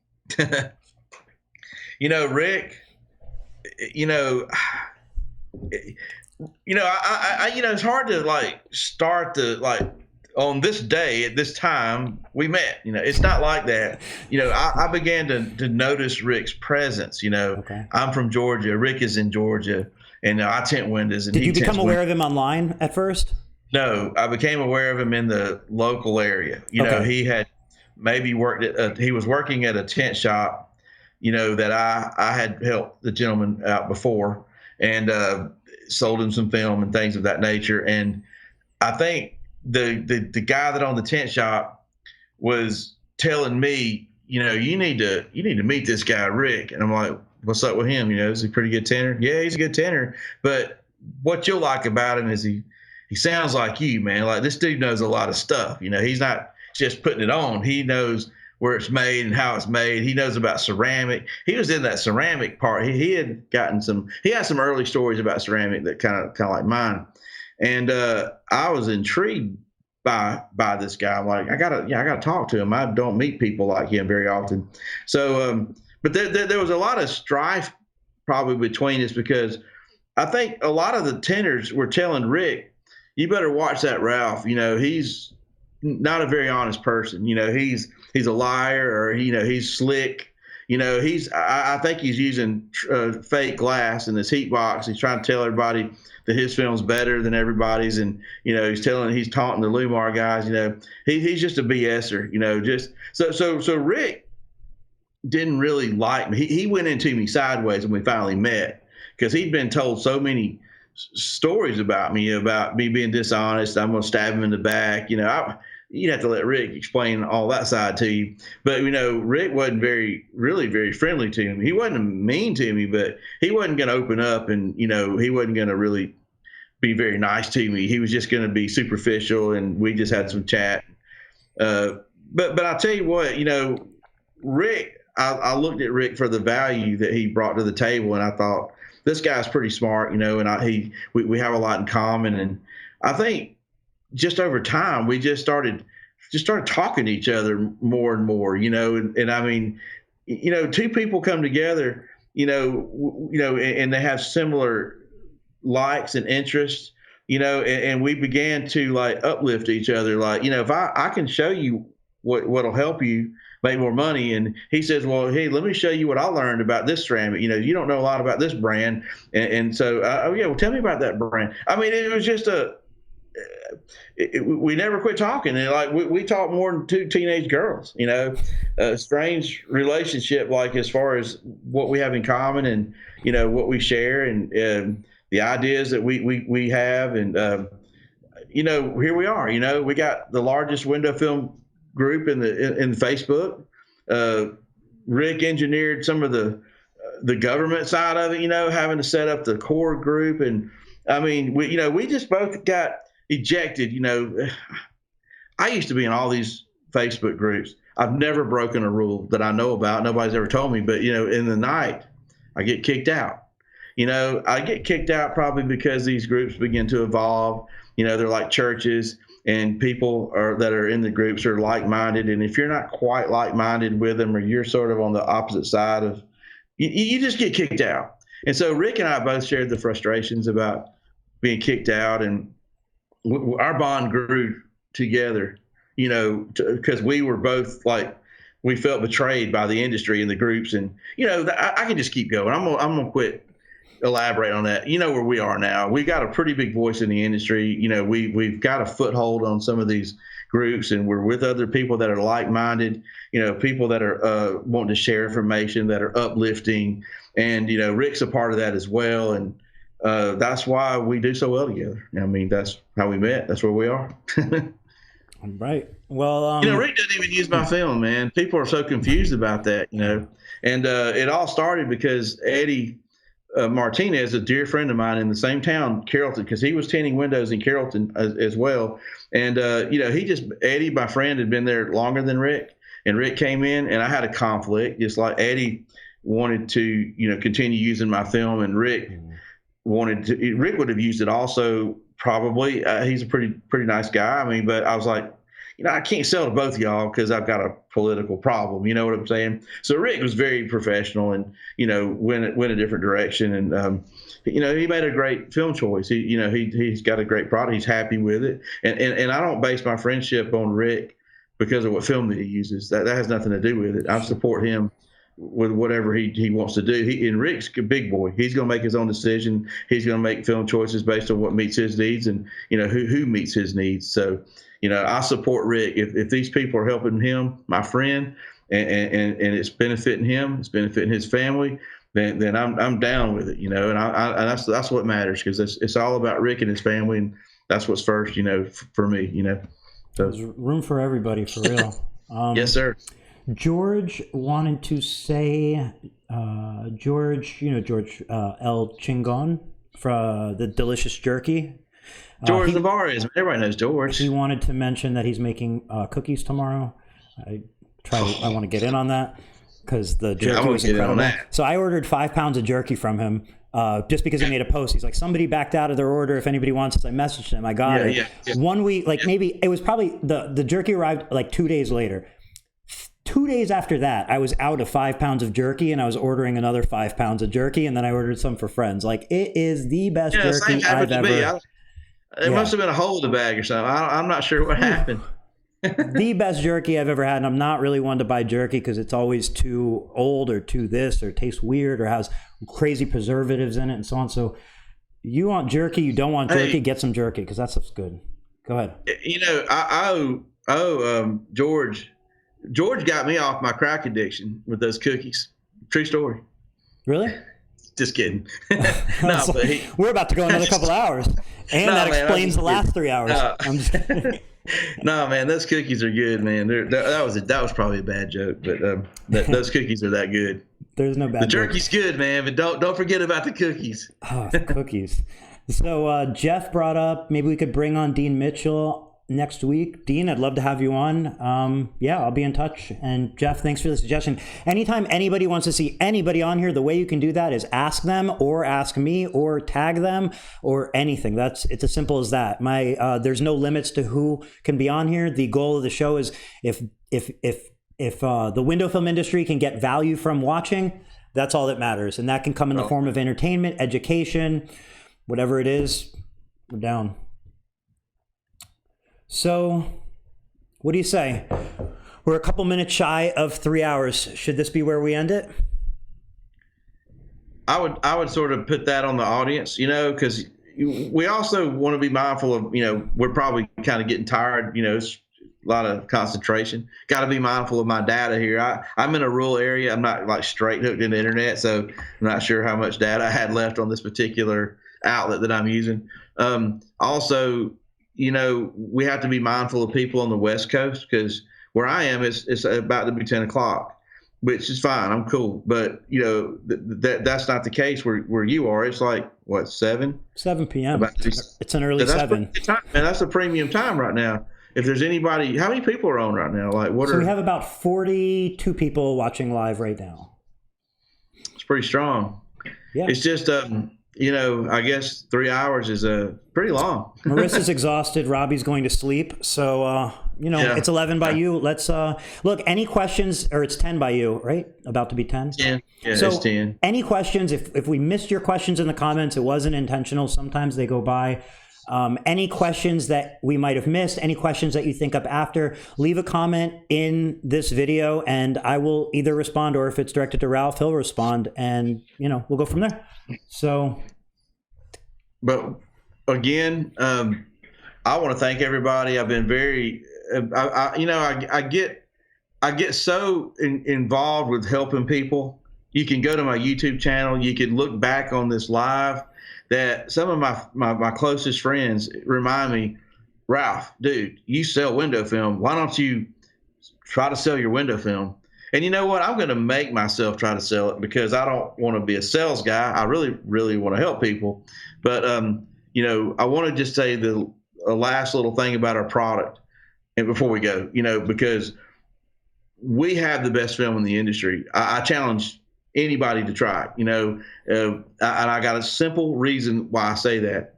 We got the highest grade of polyester that you can find in the industry. What makes our polyester stand slightly apart from the top shelf films is our bonding primer. We got the same product they've got, but we got a bonding primer. It allows our glue to stick to the mounting glue to stick to the polyester better, and therefore when you take it off, if you ever need to, it doesn't leave any glue. A lot of window tenders really, really like that. We also have carbon instead of dye. You can fight with a bigger sword with carbon. And all the problems that carbon's had in the past, we're done with it. We have the low angle haze is over. The color's on point. You get that little blacker look that you need to hit that factory match about every time. Carbon gives you so much more leverage, than you've ever had.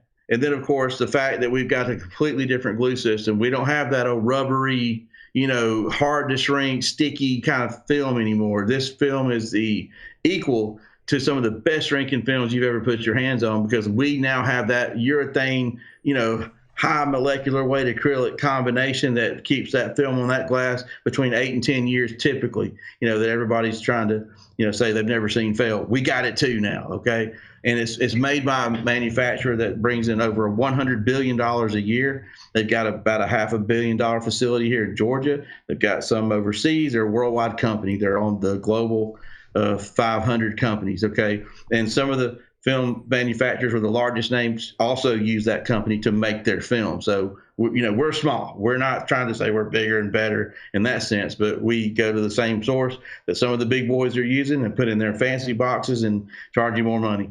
But anyway, we've got carbon that's, and we've got the carbon ceramic. That's what we specialize in. And, if you want to buy dye and you want to buy that dyed film that everybody likes with that Gen 4 deep dye technology that everybody talks about, we sell the same product. I'll leave it at that. So cool. I'm gonna just kind of chill out on. I never feel totally comfortable trying to sell, but that is, my family does rely on me to sell. And I'm coming out of my shell because I've never been in this position before. With this product, okay, I've always had a great performing product. I've never had the best, user-friendly product, and that's kind of kept me a little reserved. But there's nothing to keep me reserved anymore, man. I got both now. I could come out swinging, and if you haven't tried it in the last month, you're missing out, man. And if you want to get a coupon code from me, you can call us. You can text me 770-401-5555. You can respond, when we put this in the Revolution group or any other place we put this video, and ask me, and I'll give it to you. Probably $50 off. No problem. We'll do something. Or if you got any better ideas, I'll listen, because I own the company. I can do whatever I want. So talk to me. Ralph, thank you so incredibly much for doing this. Really, thank you for doing this 3 hours. Thank you to everybody who's watching. I don't know what this would be without everybody who watches, comments, asks the questions. I know what it would be. It would be nothing. So thank you guys for watching every week. And we'll be back tomorrow, same time, same place, with Austin Cook from the Tinstitute. So hopefully we'll see everybody then. And Ralph, I just want to give you a huge last thank you. Thank you for coming on here. Man, I want to say the same thing to you. I'm blown away by you, man. I thought I'm treating you like Rick treated me in the beginning, when he thought I was, he was pre-framed to think I was gonna, be a bad person, but you were never pre-framed to me to be a bad person, okay? But I didn't know you, and I thought, man, I've seen this guy. Where'd he come from? He can't be much.